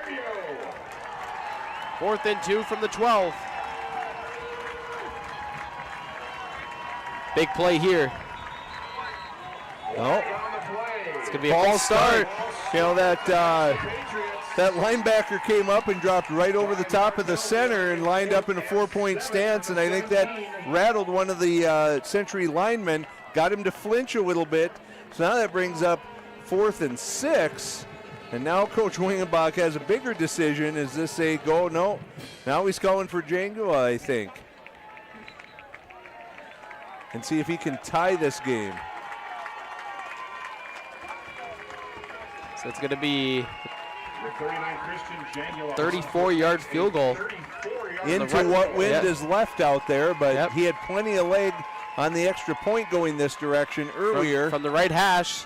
Hold is good, and the kick is good. No. Oh, no Oh, good good. from this view. It looked like it was good, but that is wide left. It's going to stay 20 to 17. Something about second halves in this Cheyenne defense. They find a way. It's maybe not always pretty. They're finding ways to make stops. That had all the leg in the world. Yeah, plenty of leg, but pulled it a little bit and wide left.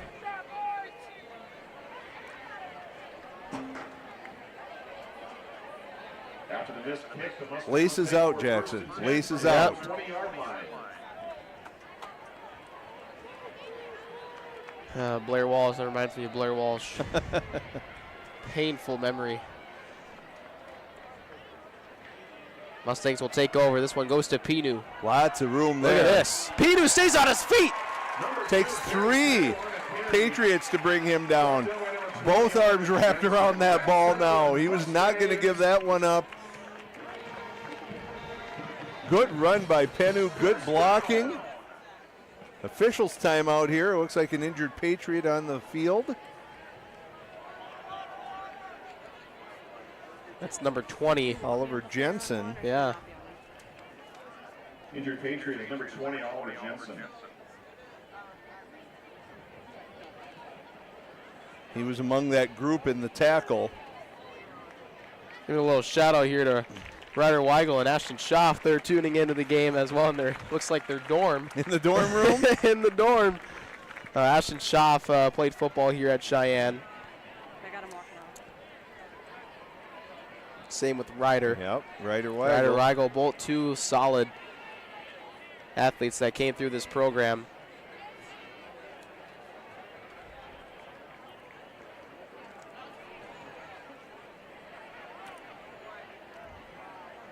Well, this is going to be a big drive here, Jackson, for Cheyenne. 17 You'd like to get points out of it, but even if you can just hold on to it, eat some clock, and flip the field, that's going to be huge for them. Off to a great start with that run by Penu.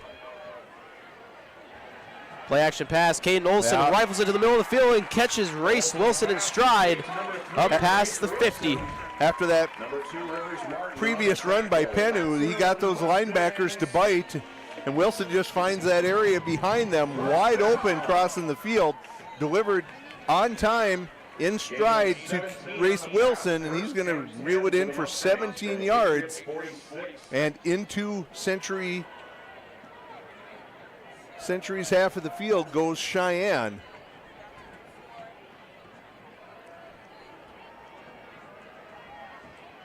This one goes to Pinu, trying to look for a lane. He jukes to his right, cuts back to his left, and then back to his right again, and he trucks his way past the 40. Great run there. He's running like a guy on a mission right now. Good pickup. I think he's going to get about 6 or 7 out of that one. Gain of 7 makes it 2nd and 3 from the 30. Cheyenne offense really starting to click now. I'm loving this RPO. I'm telling you, man, it's looking real nice right now. As we said, Cheyenne's been the one that's dictated offense. It's just been those two big plays from Lil and the turnover for Sheyenne.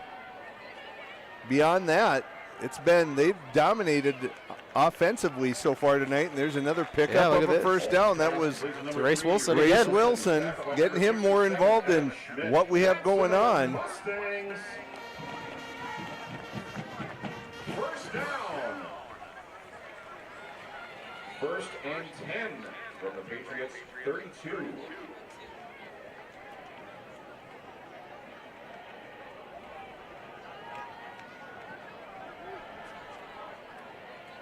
First and 10 from the 32.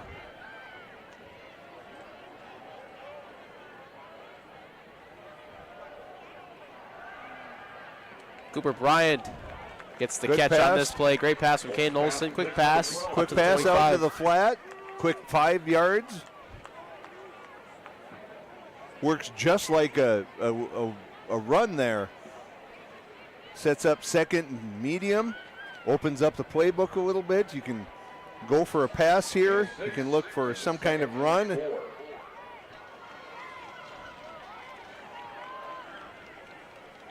Sheyenne nearing the red zone.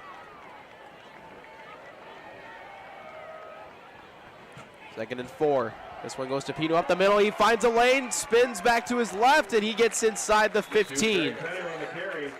Well, Number 20, Oliver Jensen on the tackle. That's another Mustang. looks like Cheyenne's starting to impose their will on the line, and you know, Jackson, I've always been a firm believer that's where the game is won and lost, on the offensive and defensive lines. If you can control each of those, you're going to win probably 90% of the games that you play in. And right now, Cheyenne's offensive line, one of the keys to the game early on, they said we have to block better, we have to get our hat on a guy and keep that contact, and they're doing the job now this second half. Pino again, trying to fight his way inside the 10. He's tackled just short, picks up a few. 3 or 4 on that one, eating the clock. Gain of 3 makes it 2nd and 7. Cheyenne can get one more first down here. Approaching the end of the third quarter.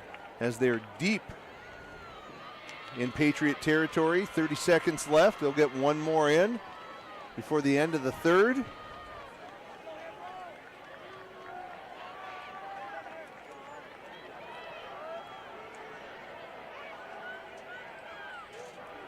Second and 7. Last play of the third quarter. Play action pass. Caden Olson has. And Olson caught it, but he's out of bounds. That defender had no idea where the ball was. Noah Olson had a chance, but bobbled it at first and out of bounds before he's able to reel it in. Well-designed play, good pass from Caden Olson. Just Noah could not bring it in. Had it been a couple feet higher, I think Noah would have grabbed that out of the air, but kind of ended up right on top of the defender's helmet there. A little tougher for Noah Olson to get his hands around that. Third down.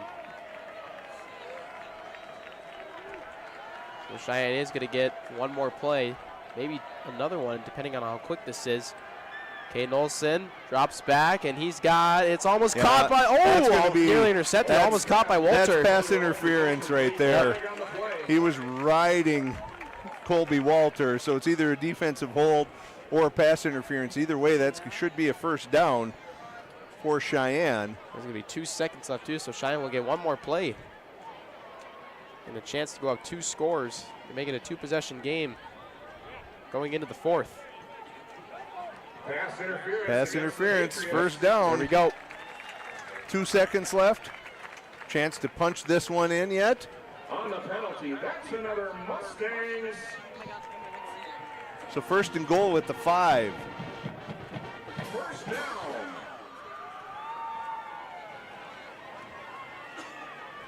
First and goal for the Mustangs from the 5-yard line.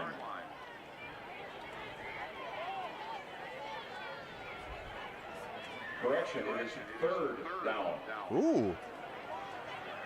Used to the pro rules of automatic first down. Yep, it's going to remain. That comes along with pass interference. It's going to remain third down. And Caden Olson's going to keep it. He will pick his way for a first down, and that'll bring us to the end of the third quarter. Solid third quarter. We're going to take a short break. Mustangs lead 20-17 and looking to make it a two-possession game going into the fourth quarter. We'll be right back.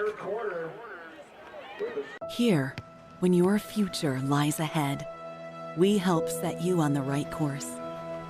When your whole world is about to change, we help you prepare for your new life. When staying healthy means staying informed, we help you find answers. This is perseverance, understanding, connection. These are remarkable people doing remarkable things together.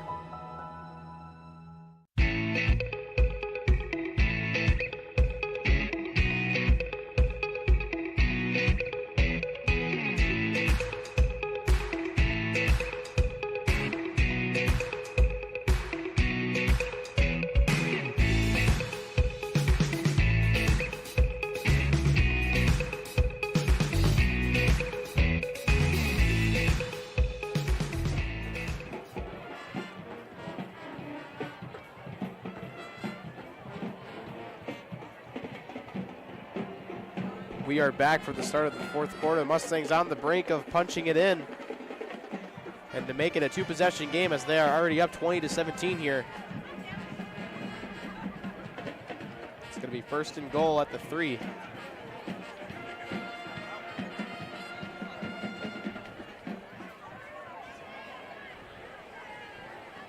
As we open the fourth quarter, Mustangs will have it first and goal from the 3-yard line.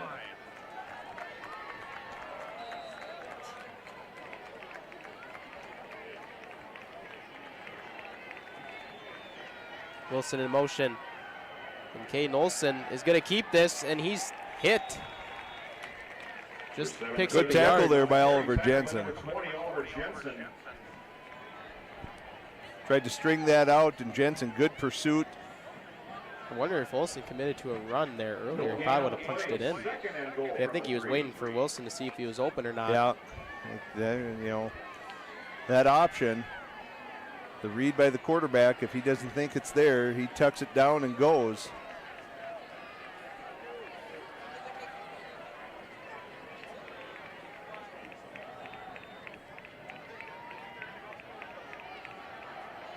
Caden Olsen keeps it again. Big hit there from Martin. Number 7, Caden Olsen on the carry. Stopped short of the goal line. The Century player down. Looks like Austin Smith, number 54. Or excuse me, number 24. You have an injured Patriot on the play. I got the angle on the hurt person. I don't. Yeah. Okay, I'm gonna. Weisenberger with the stop on the play. Yes, that does look like number 54, Austin Smith, who is down. Yeah, you. D lineman. Wait, can you show it? Yeah, let's just not. Out of respect, I'm not. Yeah.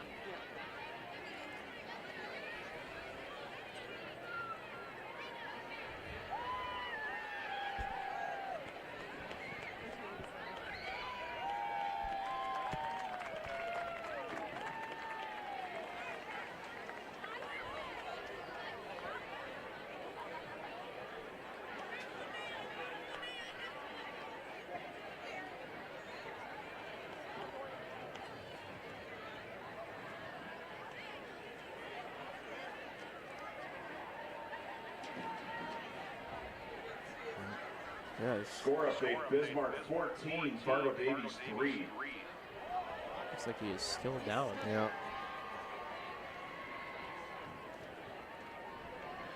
During this injury timeout, Dan, why don't you give us some scoring updates We'll around take the it state? quick. The latest that I have here is Bismarck continues to lead Davies. That one I'm sure has gone to the third quarter by now, but the latest score we have is 14-3 at the end of the first half at the Community Bowl. Bismarck up on Davies. St. Mary's leading Williston 23-0 at St. Mary's High. Minot, number 3 in the state, 21-0 lead over Mandan. That says with just time running down in the first half. Shanley now has extended its lead 42-14 over Fargo South with a few minutes left in the third. And across town at West Fargo High School, the Packers are ahead of Bismarck Legacy 38-7 with 4 minutes left in the third. You got him going. Sounds like it. Sounds like it. Mustangs will have it 3rd and goal from the 2-yard line. 3rd and goal from the 2. Well, certainly 4-down territory for the Mustangs here. Mustangs trying to go up 2 scores here. Wilson's going to keep it. He gets caught up, and he's going to lose 4 or 5 yards there. That's 3 straight runs by Caden Olson. Maybe something that Coach Newton was seeing, but I would maybe like to have seen Barry Pennu have a crack at something there, or maybe erase Wilson on some kind of jet sweep or something. That gets really hard when you're that close to the end zone, but regardless, it's going to be 4th and goal from about the 4.5, almost the 5.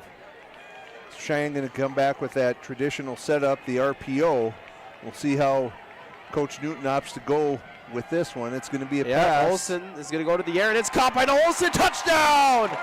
Another one from Noah Olson. What a catch. There's a lot of I almost thought that could have been a holding there, but regardless, great pass. Gives that look at an end, breaks it to the outside. Good patience by Caden Olson, waiting for his brother to clear. Finds Noah Olson for his 2nd touchdown reception of the night. That was his first. That's right. He had the long play. Did not score on the first one. But Cheyenne up now 26-17. Yeah, and that one in the end zone over here earlier got called back. So that is Noah's first receiving touchdown. But another reception. And that one's not going to make it. Yeah, I wasn't even but close. But still, 2-possession lead now for Cheyenne with 10-10 to go in the 4th quarter. That's going to put Century behind the 8 ball here. We'll step here. When your future lies ahead, we help set you on the right course. When your whole world is about to change, we help you prepare for your new life. When staying healthy means staying informed, we help you find answers. This is perseverance, understanding, connection. These are remarkable people doing remarkable things together.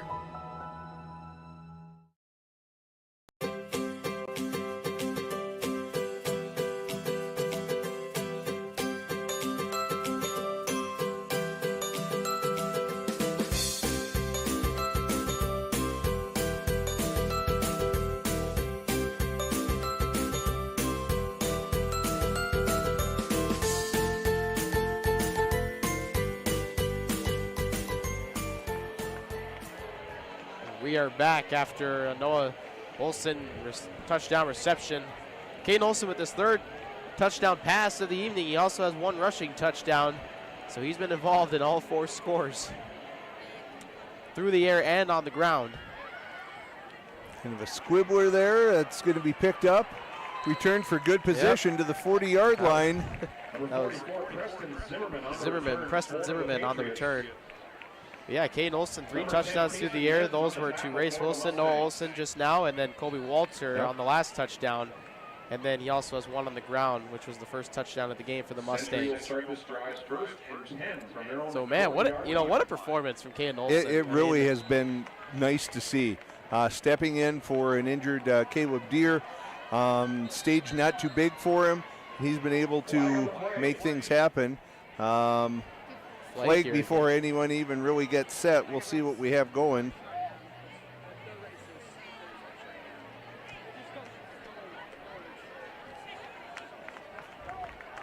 False start or an illegal motion there by the Patriots. Going to back them up 5, so a 1st and 15. Well, you were right, Jackson. It's continued to be an exciting second half here. This is probably one of the most clean football games I think we've ever called, Dan. I mean, just with passing and running, it's just kind of nice to see. In the past, obviously, the Mustangs were just on the ground 90% of the time. Correct. But now that we've seen, this is like, it's a lot more action-packed football. It's good to see. Well, you've got to have the athletes and the people who can do that. Another misstep. Twardowski gets free. Yeah, he's breaking contain on that, and that's something that Cheyenne's going to have to clean up. 25 Carson Wilkie on the tackles for the Mustangs. Well, Century gets a big chunk of that back, gets about 11 on that, or 12, so second and short now for Century.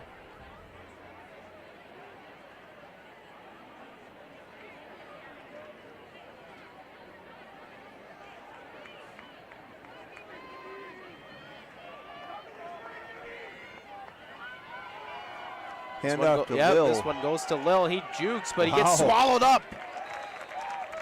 Some fancy stepping by Lil to keep extending that play, but just far too many Mustangs closing on that one. And we have a Mustang down. Yep. That looks like a cramp. Let's just not. Yeah, that looks like a cramp. I think that looks like number 53, Jackson Becker. He is up.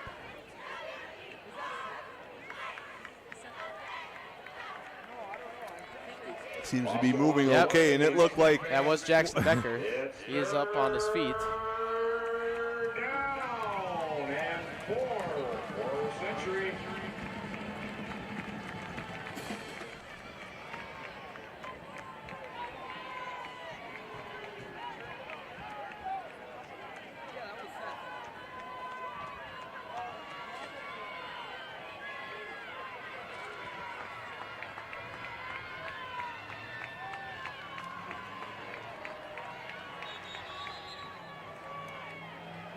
timeout by Ron Wingenbach. Another timeout. Timeout, Bismarck Century. We're going to step away. 8:38 to go here in the fourth quarter. Mustangs still have the lead, 26-17.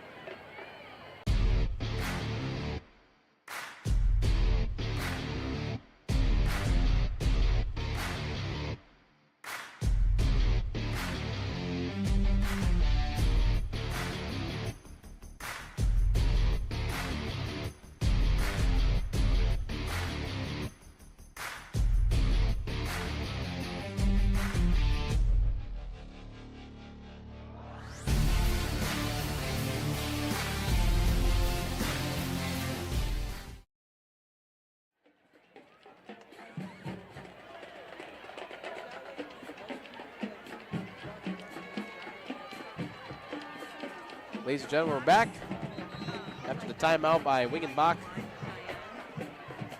Do have a couple of score updates out in Bismarck. Bismarck now leads Fargo Davies 22-3 at the end of 3. And Minot is up 20-0 on Mandan at about the half. Twardowski fakes the handoff, fires, and it's intercepted by number 10, Kaysen Menz.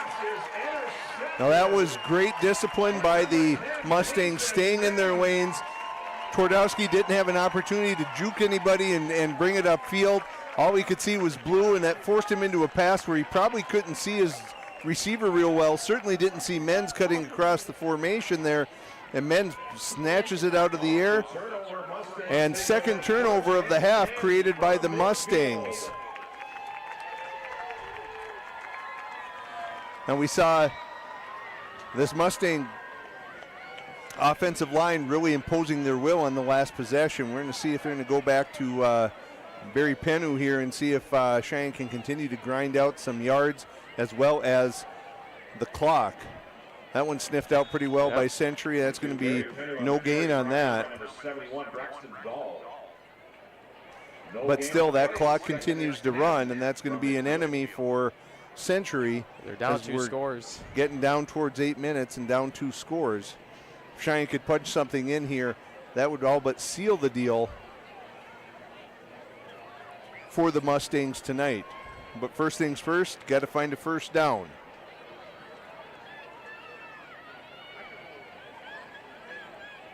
From the 50. Ooh, Kane Olsen does get it off there. It looked like a handoff, but he Barry ran kind of into a him. shot put pass there, but it works out. That's going to get Cheyenne with a 3rd and short, a 3rd and 2 opportunity. Looked a little scary there in the air, but the results were positive for Cheyenne. So Clock continues to run. 3rd and short.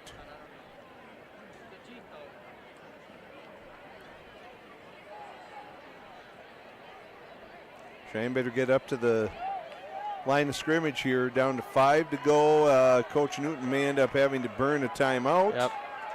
Yeah, And he does. Yeah, he does. He's not happy. frustrated. He's not happy, wondering what took so long in the huddle there. So probably not something they wanted to do. 1, stop the clock, or 2, use a timeout. But at 3rd and 2, you didn't really have a whole lot of choice. You didn't want to be facing a 3rd and 7.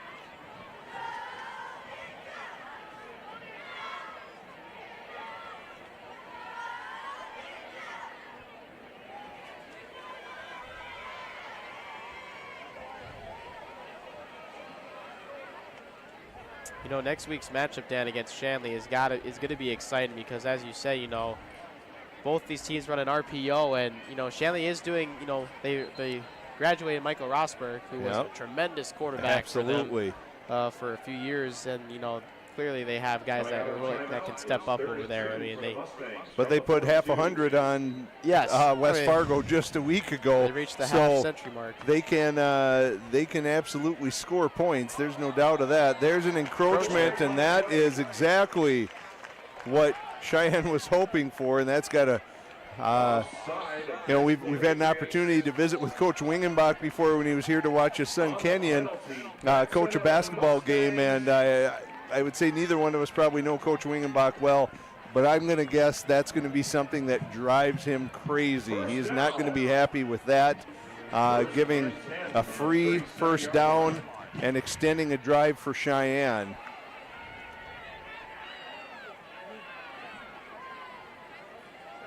This one goes to Penu. And he Good goes change of great direction. juke there, and he gets pushed out of bounds. On the carries, chased out of bounds by number 35, Landry Wesson. It's going to be a gain of about 8.5, 9 yards. Good change of direction there by Barry. I think that was designed to go kind of up the middle, and he saw that was clogged and bounced it outside. Picks up a good 8 yards, healthy 8 on that. So brings up 2nd and short for the Mustangs as the clock stopped here at 6:56 to go.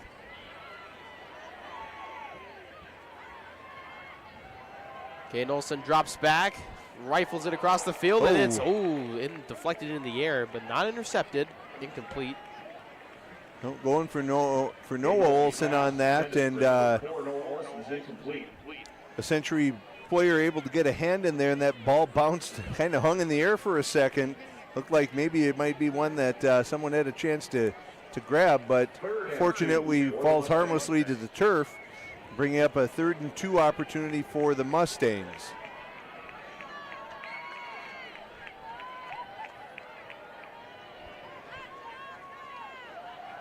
This one goes to Penu, and he's swallowed up. Number 35. The two Barry Penneys met behind the line of scrimmage by number 35, Landry Wesson. Landry Wesson on the initial stop. The drive is going to stall out. Fourth and about 5 or 6. You know, this is one of those, do you go for it and try and keep this drive going, or do you try and pooch a punt down there and see if you can pin Century deep? At least Cheyenne's going to make it appear as though they're going for it, as we're winding down towards 6 minutes to go here in the 4th quarter. This one goes to Penu, and not sure what. You know, I think it's just a safe opportunity. You're going to run some clock here. You know, it is a 2-score game. It is a 2-score game. You don't want to give up a quick score, though, and your Dan. defense has played well. You do not want to give up a quick score. You were absolutely right, Jackson, but the defense has played much better in the second half. So we'll see how this goes. Yeah. 6:03 to go.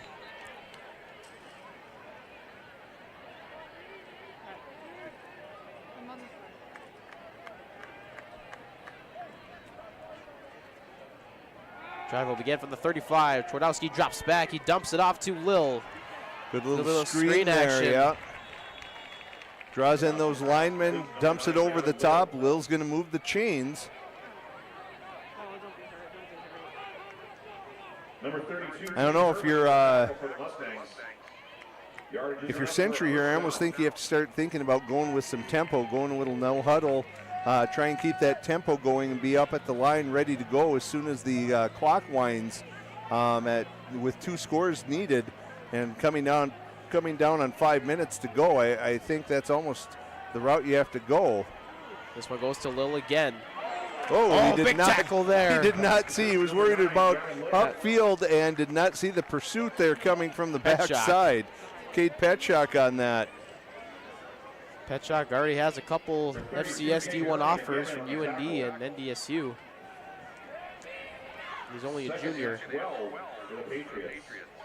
Final score, Bismarck High 22, Fargo Davies 3. And Bismarck High, we just got a scoring update over the PA. Bismarck High defeated Davies tonight 22-3. Twardowski rifles it across the field. This one's caught by number 84. That is Kralik. Moves the chains again. Under 5 to go. Big tight end there, 6'1", 200 pounds. He's just a sophomore. Century crossing over into Mustang territory here. Still got 40 yards to go with 4.5 minutes here, down 2 scores. Century's going to need a quick score on this drive. They're going to have any chance to get back in this game. Lil breaks free, and the Mustangs. It's balls out! Do the Mustangs have it? It's on the ground. This could seal There's the deal. a scrum. They're fighting for it there. No, they were like. They're going to say Century retains possession. That ball was out. That would have been a huge opportunity. That would have sealed the game, I think, had Cheyenne been able to come up with that. But unfortunately, they don't, and it's a first down at the 30 now. Just over 4 to go. Each team with 2 timeouts.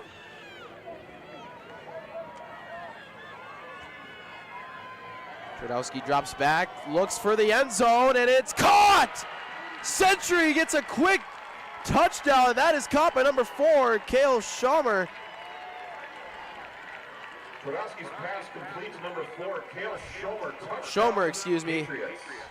And the Patriots. There's life. With it's 3:53 to go here. Cale Schomer with a 30-yard touchdown reception. That is huge for the Patriots. Number 11, Drew Nodland to hold. Number 39, Christian Jangulon to attempt the extra point. Jangula's extra point is good, and it's a 2-point game, so this is interesting now, Dan. If Century gets a quick stop, they could go for a game-winning field goal with Jangula's leg, because Cheyenne, missed an extra point, and they also went for 2, and they gave up 2. They left 2 on the board there. Yeah, those are coming back to factor pretty big at this point. With 3:53, you're gonna have to get a 2 or 3 first downs. So this time, can we see if the offense can come through and it was put the game away? Last week it was the defense that salted it away for the Mustangs. Now it's going to be on the offense, and Caden Olson to see if he can figure it out and see if they can get a few first downs and just run this baby down. Score update, Fargo Shanley 42, Fargo South 21. Shanley leads South 42-21. And West Fargo leads 38-14 against Bismarck Legacy. So that one seems to be a done deal with about 5 minutes left in the 4th quarter. Minot up on Mandan 28-0 at the half.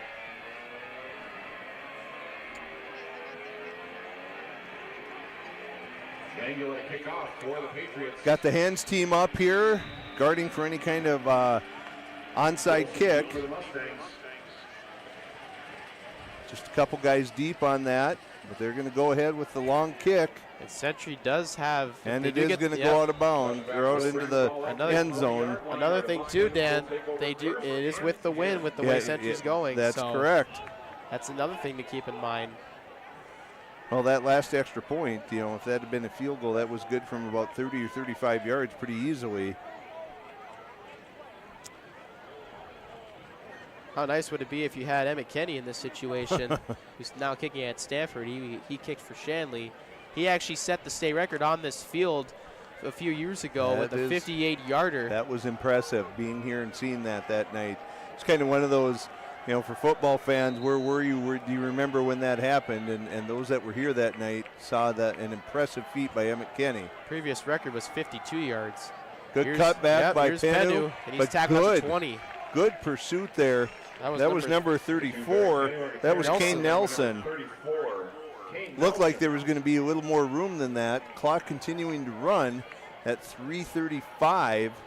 Gain of 1 makes it 2nd and 9. So now this is one, if you're Cheyenne, you do want to sit and run this clock down as deep as you can before you snap the ball. Get it down to 5 seconds if you can. And force Century to take some timeouts if you retain possession long enough.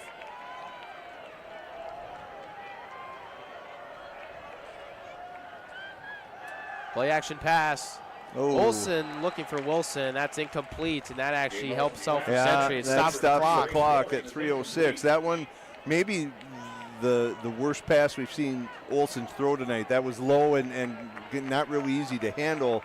Prior to that, Olsen had pretty much been spot on most of the night. So that one just got a little low on him, and unfortunately, Race Wilson unable to haul that one in. So now 3rd and 9.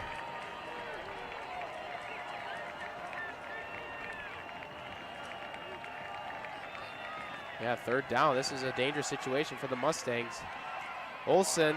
Oh. Has No, it looks like it. It was a little behind Noah Olsen, and it kind of hung there for a second, but no one able to.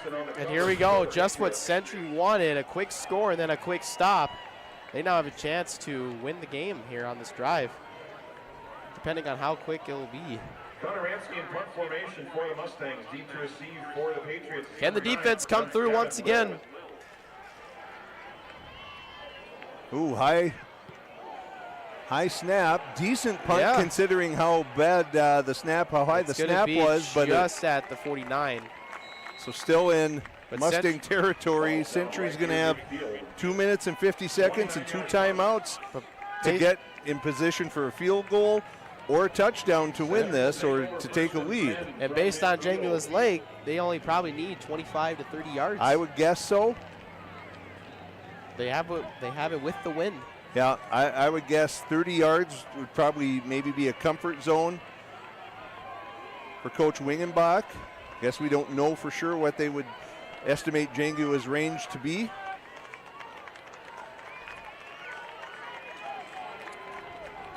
Right at the 50. 2:50 to go, 26-24. Twardowski up the middle.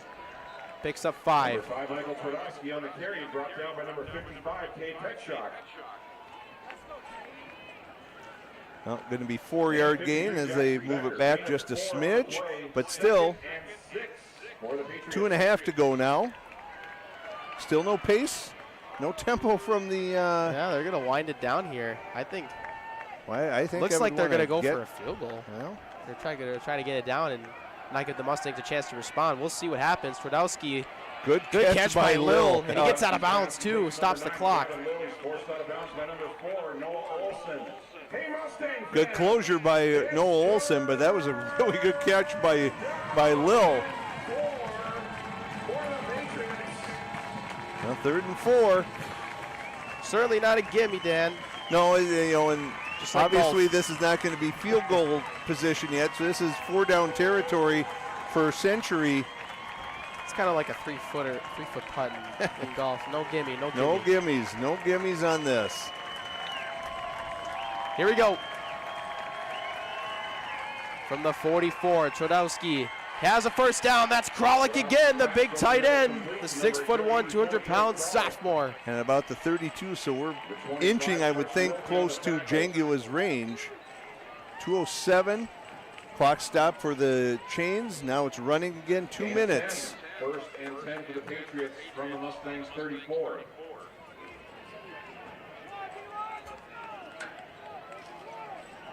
Ball is at the 34, so from there it'd be a 51-yarder, which is... That might be a bit much. Bit of a stretch. Another 10, 15 yards might be. Twardowski going long. Yes, Lil. He had him open. Yeah, that was dangerous. Don't want to get guys behind you now. No. Don't let guys behind you. Twardowski's pass intended for number 8. Well, Sully Irie's closing on that one, but no doubt that Lil was open. Twardowski just could not find him there. At a minute 37, they're going to call timeout here and talk about this with a 2nd and 10 coming up. We're going to step away. 26-24. This one's coming down to the wire. Don't go anywhere, folks. We'll be right back. Our health. It's what keeps us doing what we love. It keeps our communities strong. So, how are you doing?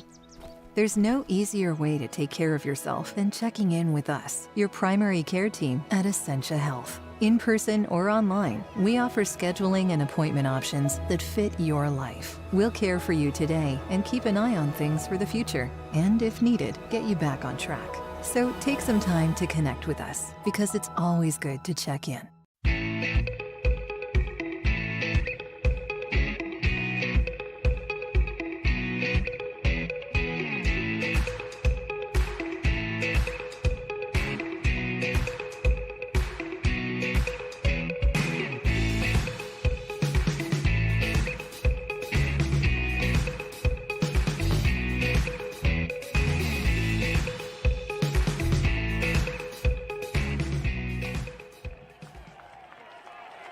We're back, Mustang Nation. What a game we have been able to call for you guys tonight. 26-24, minute 37. Century is on a game-winning drive right now with a chance. And Twardowski breaks free, and he's up at the 25. Tackled by number 24, Grant Henning. So Century has one timeout left. It's Looked actually like the Tate 20. Herman had a chance. He got a hand on him, but Twardowski just able to wriggle out of that. So now 3rd and 2, From the minute 10 to go. From the 26, from here it would be a 43-yarder. Still pushing it a little bit, so 10 more yards or so. And Twardowski, there's a big stop. I don't think he got that. That's going to bring up 4th down. So does Jay. I think, do they take a chance? I think Century's going to call a timeout here and talk it over. No. Or do they go for it? They're going for it. Yep, it's at the 25, so from there it'd be a 42-yarder. This is the game right here, ladies and gentlemen. Clock continues. This is the game right here. A stop by the Cheyenne ends the game. Where does Century keep And the drive? Century is one. It's Yeah, they have one timeout. Does Century there's keep 10 seconds. I think they're going to call a timeout. Yep. They're going to call a timeout and I guess set up for a game-winning field goal. Yeah, Ron Wangenbach knows where the clock is. He's going to try and leave Cheyenne with as little time as possible if this is successful. Yeah, it looks like Century's not going to try to keep the drive alive and go for one more play. They're going to go for the field goal in 16 seconds, and boy, Cheyenne does have 2 timeouts, so they're going to ice Jangula if he does kick it here. So it looks like going to be about 42, 43 yards. Yep, with the wind. Looks like Jangula has the leg for it. He has the leg for this. He does. But he did miss a 34-yarder to the left. Yep, he did. And this is set up right in the middle of the field. And with that run, I don't know if that was the goal to set it up where he would want, where he preferred to kick from, or if that was just a secondary, you know, wherever it ends up, it ends up. So we'll see Coach Newton's going to send the house at him here. And we'll see if he calls a timeout to try and ice Jangula. The crowd's going to get into this. What an ending. We have been waiting for a game like this to come down to a game-winning field goal. This is the first time I think we've experienced this, Dan, and here we go. It's like about 42. Yep. Comes down to Jangula. Here comes the play now. Full snap is good, hold is good, the kick is good. Oh, it's no good, it's wide left. It's wide left. He missed, it looks good from here, but he misses it wide left, and Cheyenne's gonna escape with a 26-24 victory.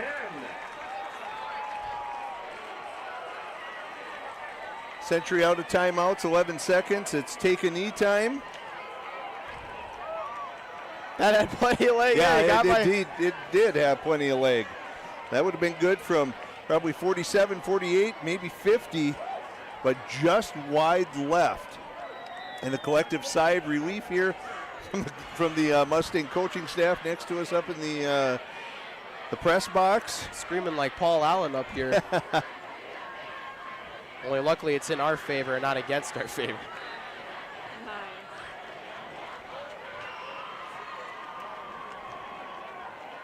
Victory formation, and Cheyenne is going to get the 26-24 victory over the Bismarck Century Patriots, and they remain undefeated on their 2023 campaign. They extend their record to 3-0. Century will drop to 1-2. What a game. That was an exciting game. Back and forth, really throughout the game. The biggest lead was 9 by Cheyenne, but no one able to, put any real, distance and put it out of reach. Good resilience by Century coming back, scoring that quick touchdown after the quick stop, scoring the touchdown, getting the quick stop, getting the ball back.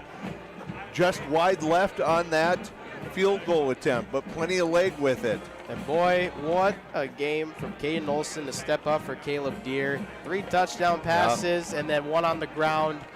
I mean, he absolutely delivered tonight, and he just placed those throws perfectly in stride. He threw the ball really well. He made good decisions, no real mistakes, didn't hurt the team at all. Really nice job. This defense finding a way when they have to come up really big. And I saw Race Wilson after the game against Davies last week, and that one came down to the wire as well, and Race looked a little frazzled, and I said, hey, any win is a good win, especially at this point in the season with the injuries that Cheyenne had. You've got to be happy for any kind of win that you can get. And so whether it was by 2 points or 20 points, this was a huge victory for Cheyenne tonight, especially with Shanley looming on the horizon just a week away, number 1 versus number 2. Excellent job by the Mustangs tonight. Yeah, this one will go down in the history books as probably, in my opinion, the best game we've called in the 3 years we've been doing this. This probably was the best football game. It came down to a field goal attempt, a game-winning field goal attempt from 43 yards, 42, 43-ish yards, and Cheyenne hangs on with. And it was just a clean football game. A lot of running, a lot of passing. Yeah, both teams, especially Cheyenne with that RPO and Caden Olson tonight, moved the ball well up and down the field.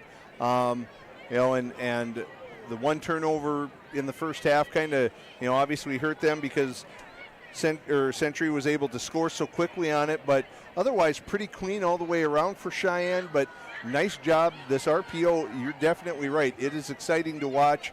And it's a different, you have different athletes now, a different group of guys, and obviously Coach Newton has decided, hey, this is the type of offense we need to run.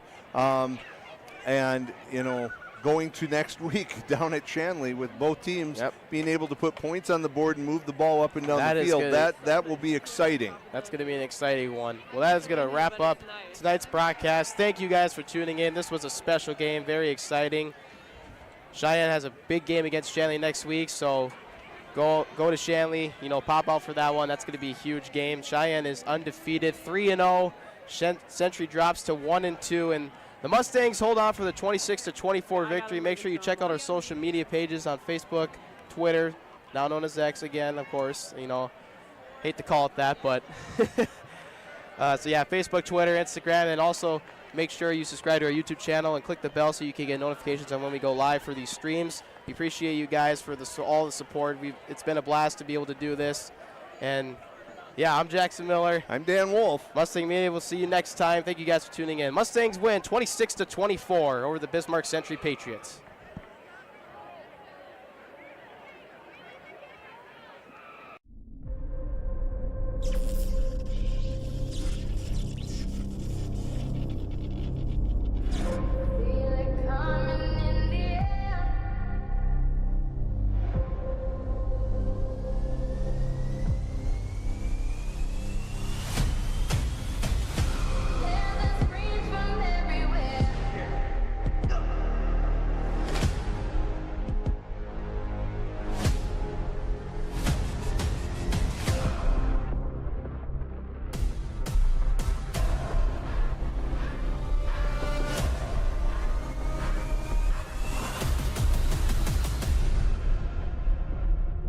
Only thing that's on my mind is who's gonna run this town tonight.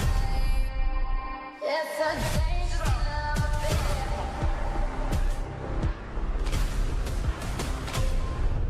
Who's gonna run this town tonight? Sorry, yeah, I say that we are. This is Rock Nation. Pledge your allegiance.